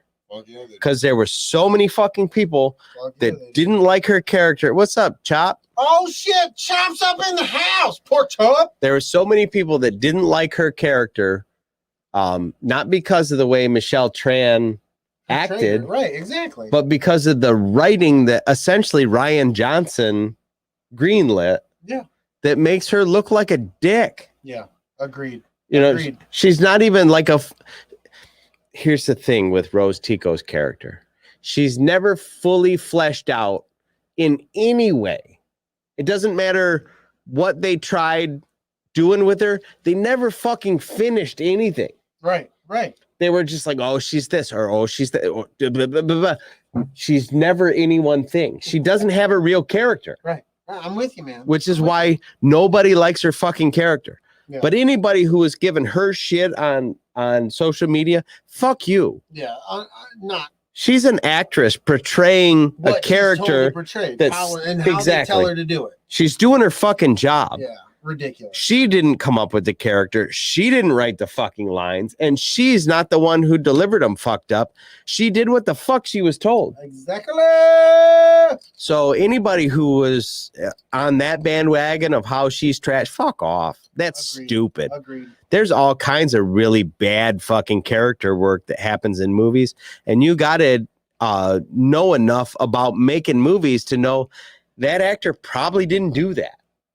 They were probably told to do that.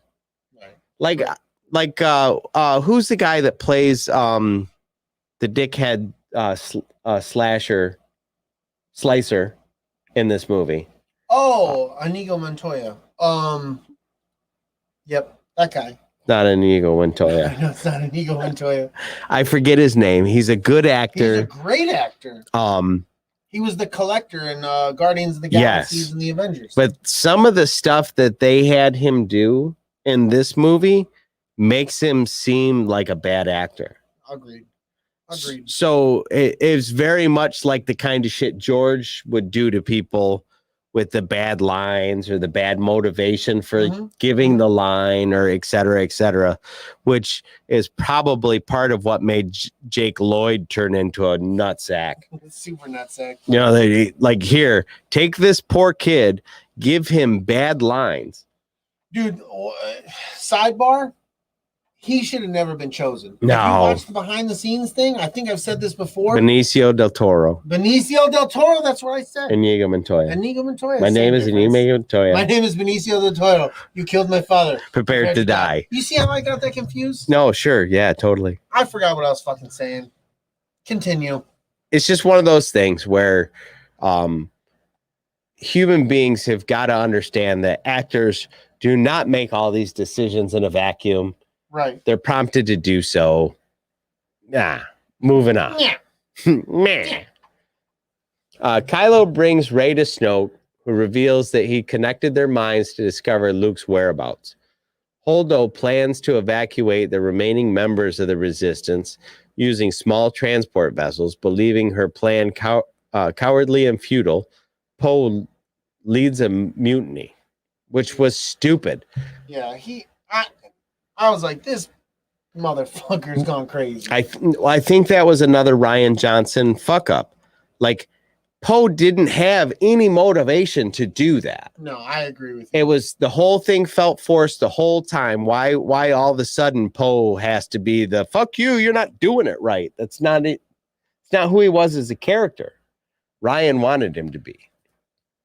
A recovered Leia stuns Poe with a blaster and proceeds with the evacuation. What's happening in the chat?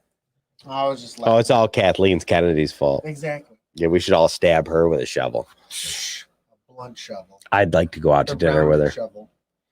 Holdo remains aboard the ship as a decoy to mislead Snoke's fleet as the others flee to an abandoned base on Crate.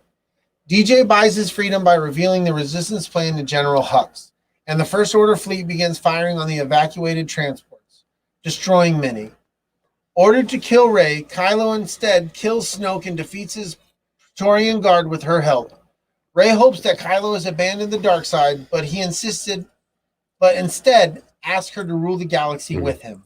This whole fight scene with the Praetorian Guard, Loved one of the best fight scenes Loved in it. all of Star Wars. Loved it. Loved it.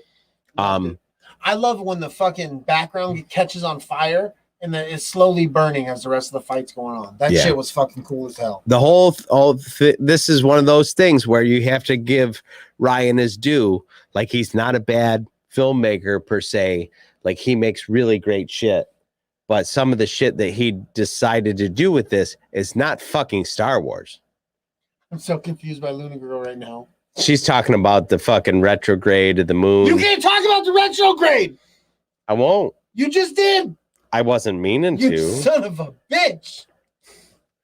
Refusing, she battles him for control of Luke's lightsaber, bisecting the weapon. Ooh. Holdo sacrifices herself by slicing through Snoke's flagship at light speed, crippling the First Order fleet. Like we were saying, would have been better if it was Leia. True. Rey escapes the destruction while Kylo declares himself supreme leader. BB-8 frees Finn and Rose, and they defeat Phasma to join the survivors on Crate. When the First Order arrives, Poe, Finn, and Rose attack with obsolete speeders. I thought those things were cool looking. Fuck yeah, I did. They were really cool. But you know, this fight coming up, if you really wanted to end up neutering Rose and make her fucking useless, have her die saving Finn. Yeah. Anyway, carry on. Carry on, my fault. We're writing a better movie, guys. Hell yeah, we are. Rey and Chewbacca draw TIE fighters away in the Millennium Falcon, while Rose stops Finn from sacrificing himself. The First Order penetrates the Resistance fortress using a siege cannon. Luke appears and confronts the First Order, allowing the surviving Resistance to escape. Kylo orders the First Order's forces to fire on Luke, but they fail to harm him. He then engages Luke in a lightsaber duel. Upon striking Luke, Kylo realizes Luke is not physically present, but projecting his image through the Force. Rey helps the remaining Resistance members escape to the Falcon. Exhausted, Luke dies peacefully on Ahch-To, becoming one with the Force. Rey and Leia sense his death, and Leia tells Rey that the Resistance can rise again. Fuck yeah, they can. Oh, that's you. Yep. At Canto Bight, the stable hands recount the story of Luke Skywalker. Afterward, one of them moves the broom with the Force and gazes into space. And that's another thing we just lost for no fucking reason. Yeah, didn't need it. There's apparently there's no reason to imply that there's going to be more Jedi. Yeah. Fuck. Thanks, Ryan. All right. Next, we're going to get to the rise of Skywalker. Following the threat of revenge by the revived Emperor Palpatine, Kylo Ren obtains a Sith Wayfinder, leading him to the uncharted planet Exegol. There, he finds Palpatine, who reveals that he created Snoke as a puppet to control the First Order and lure Kylo to the dark side. Exegol was fucking awesome.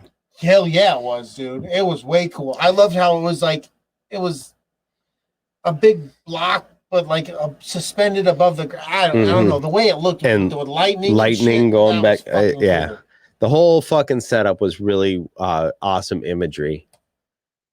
Rey, Finn, Poe, Chewbacca, BB-8, and C-3PO depart the Millennium Falcon to Pasana, where a clue to the Wayfinder is hidden. Kylo initiates a force bond with Rey to discover her location. He travels to Pasana and with his warrior subordinates, the Knights of Ren, which were fucking cool. And useless. Yeah, and real fucking useless. They looked dope as fuck, but they were useless as shit. I think that is one of those things where I think they did a lot of shit and it ended up on the cutting room floor because we made 2 movies. Yeah, we made The trilogy plus one. What in the? How did we get? I did it. It was my fault. Just go. Is it my turn? Yes. Okay. With the help of Lando Calrissian, Rey and her friends find the clue, a dagger inscribed with the Sith's text, which C-3PO's programming forbids him from interpreting, and the remains of the Jedi hunter named Ochi and his ship. What? Ochi. Okay. Rey senses Kylo nearby and faces him. The First Order captures the Falcon, Chewbacca, and the dagger. Attempting to save Chewbacca, Rey accidentally destroys a First Order transport with Force lightning. Which was a holy shit moment. Yeah, dude, I thought she killed that motherfucker. I was like, no way you just killed Chewbacca. I was about to be done with her. And you know what I find interesting about this movie? This was the point where she had essentially reached her most powerful, and then she becomes less powerful the rest of the movie. It's true. Like she got scared of it or something. I was literally just going to say that. Believing Chewbacca to be dead, the group escapes on Ochi's ship. The group travels to Kijimi, where a droid smith extracts the smith. Hey! Let's stop for just a fucking second. He is one of my favorite characters of this trilogy. He's fantastical. Yeah, he's a super great little character. Yes.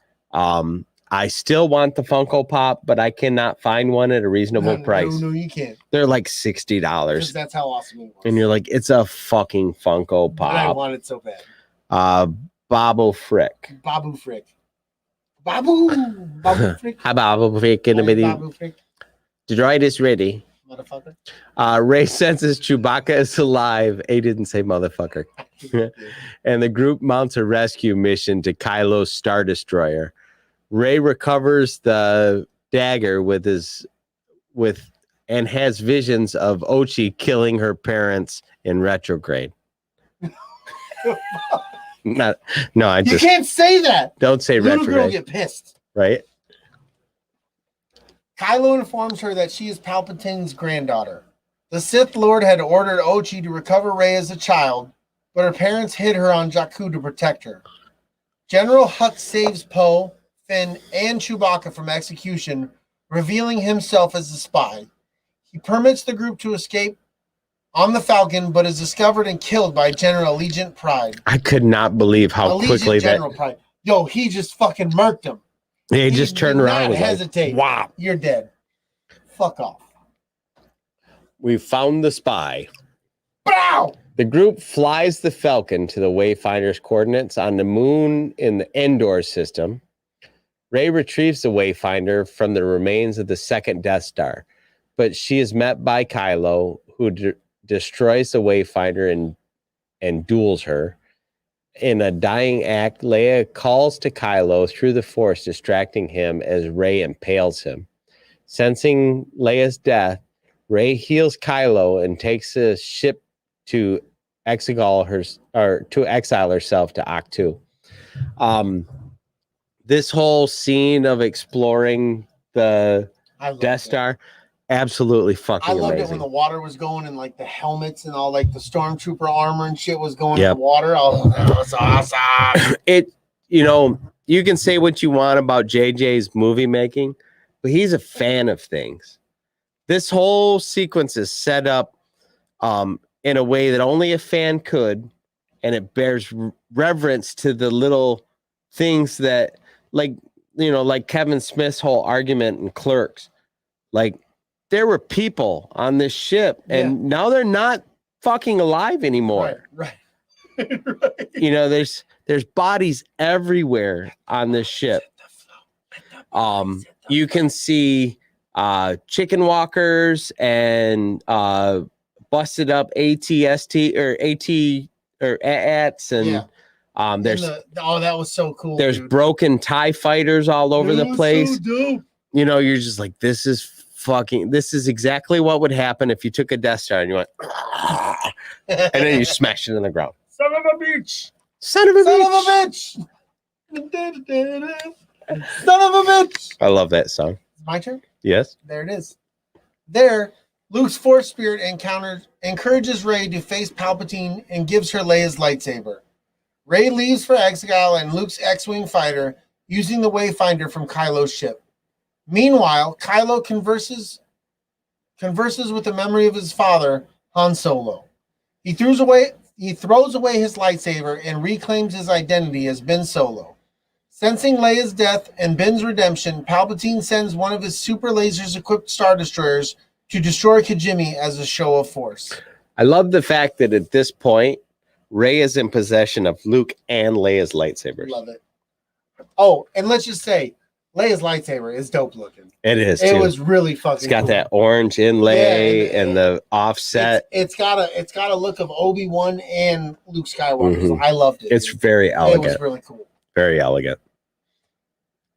Rey transmits her coordinates to R2-D2, allowing the Resistance, now led by Poe and Finn, to follow her to Exegol.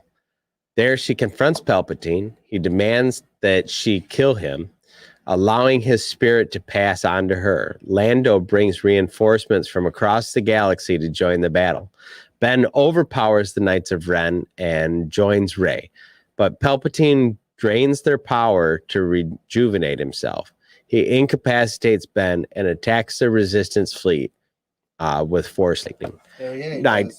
This is one of those things that my brain won't stop butting up against. If Palpatine knows that he wants Rey to kill him so that he can transfer into her, why wouldn't you initiate a fight with her and then throw the fight? Right? I mean, I see it. Maybe there's a way of things. I don't know. While weakened, Rey hears the voices of past Jedi who lend her their strength. Palpatine attacks her with lightning, but Rey deflects it using Luke and Leia's lightsabers, killing Palpatine before dying herself. Ben uses the Force to revive her at the cost of his own life. They share a kiss before he dies. The Resistance defeats Palpatine's armada, while people across the galaxy rise up against the First Order. The Resistance returns to their base to celebrate. I never bought any kind of relationship between Rey and Ben. I did. Did you? In the Last Jedi. See, I always felt like they were trying to set up a romantic relationship that didn't exist. Yeah, I'm with you. And there was, you know what it is? It goes back to that character motivation thing that I bring up. There was never any motivation for them to have a relationship. I agree with that would result in a kiss. I agree with that. After the celebration, Rey visits Luke's abandoned childhood home on Tatooine and buries his and Leia's lightsabers. A passerby asks his name as the spirits of Luke and Leia watch. She replies, Rey Skywalker. A lot of people fucking pissed off about that. I think it's fine. Yeah, I mean, she's not. I also would have enjoyed it just as much if she would have said Rey Kenobi or, yes, you know, yes. But I guess I still agreed. Jen says Adam Driver did such an amazing job of channeling Han Solo once he makes the switch from Kylo to Ben. Definitely. Yeah, I agree with that. Definitely. I agree with that. His mannerisms are kind of, I'm gonna fuck you up. I have no, at no point in this entire trilogy do I ever have a problem with Adam Driver's performance. Nope. Not at all.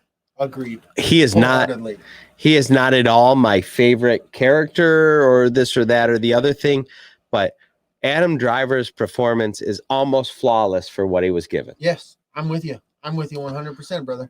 You know, and it goes back to the Rose Tico thing. Look, you know, what they gave her to work with was shit. And what they gave Adam Driver to work with, pretty good stuff. Mm-hmm. Mm-hmm. And I think both actors delivered exactly what they were given. Yep. I'm with you, man. I also think that Rey did a phenomenal job. Daisy Ridley. Yes. I wish somebody came by after the woman and yelled at Rey, "You're a phony, a big fat phony." Well, we're waiting on the robot chicken version of that. That would be awesome. It would be awesome. You know what? That's another thing. We haven't gotten any Family Guy, Star Wars, or Robot Chicken. I think eventually we'll get it with Family Guy because that's owned by Fox is owned by Disney. Yeah. So I think they can do that now because George Lucas was all about it with Family Guy before and Robot Chicken. He's like, fuck yeah, make fun of it. Let's do it. Yeah. Well, you know, it's that whole like comedy's most sincere form of flattery or whatever the fuck the. No, that ain't right, but you know what I mean. No, it was so fucking far from right. But imitation. Thank you.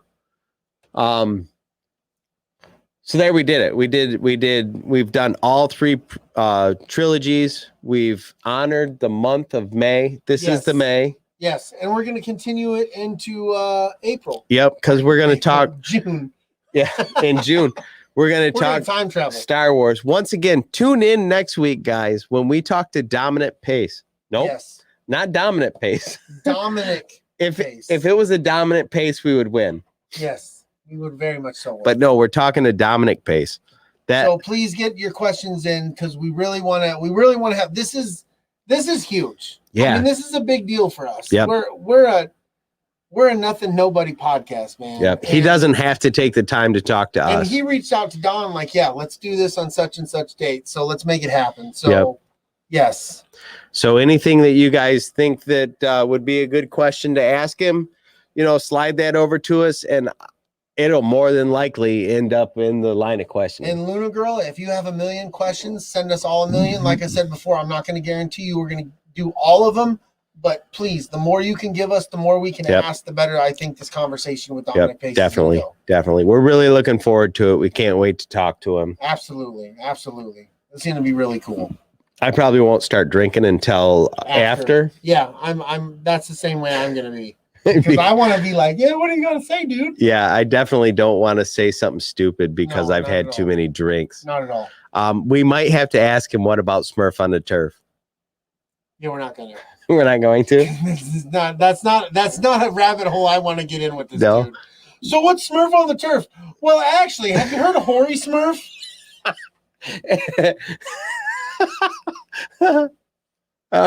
You know what? When you said that, I thought of Palpatine going, have you heard the tragedy of Hoary Smurf? Have you heard the tragedy of Hoary the Smurf? Oh my god. Oh, now we need a shirt that says that. Have you heard the tragedy of Hoary Smurf? Have you heard the tragedy of Hoary Smurf? Can you wear that to work? Yeah. You can say Hoary at work. I hope so. I think this needs to happen. That's we'll get a picture of Palpatine.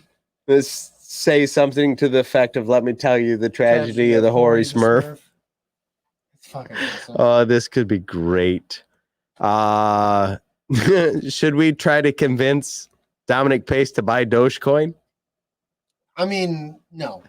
You know what? What would happen is in 6 months when we interview him again, he'd be like, you know what? I bought a bunch of Dogecoins. Fuck you guys. And then I'm out. And then the fucking interview's over.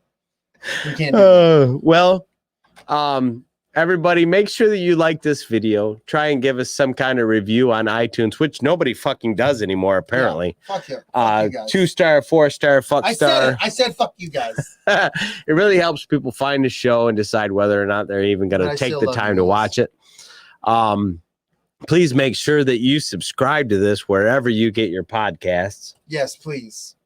Brady, can you tell these guys where they can find you? You can find me on Twitter and Instagram at lowercase o0 capital BIG _ capital LOVIN 0 lowercase o. And once again, that's on Instagram and Twitter. Don, tell them where they can find you, buddy. You can find me at Jetfire1979 on Twitter and DellaSnooch on Instagram. You can also find us and other great podcasts on red5network.com. Thanks for hanging out with us. We'll see you next time. May the force be with you. And go blue. Go blue. Yep. Guess what? Oh, what? I got this. Attaboy.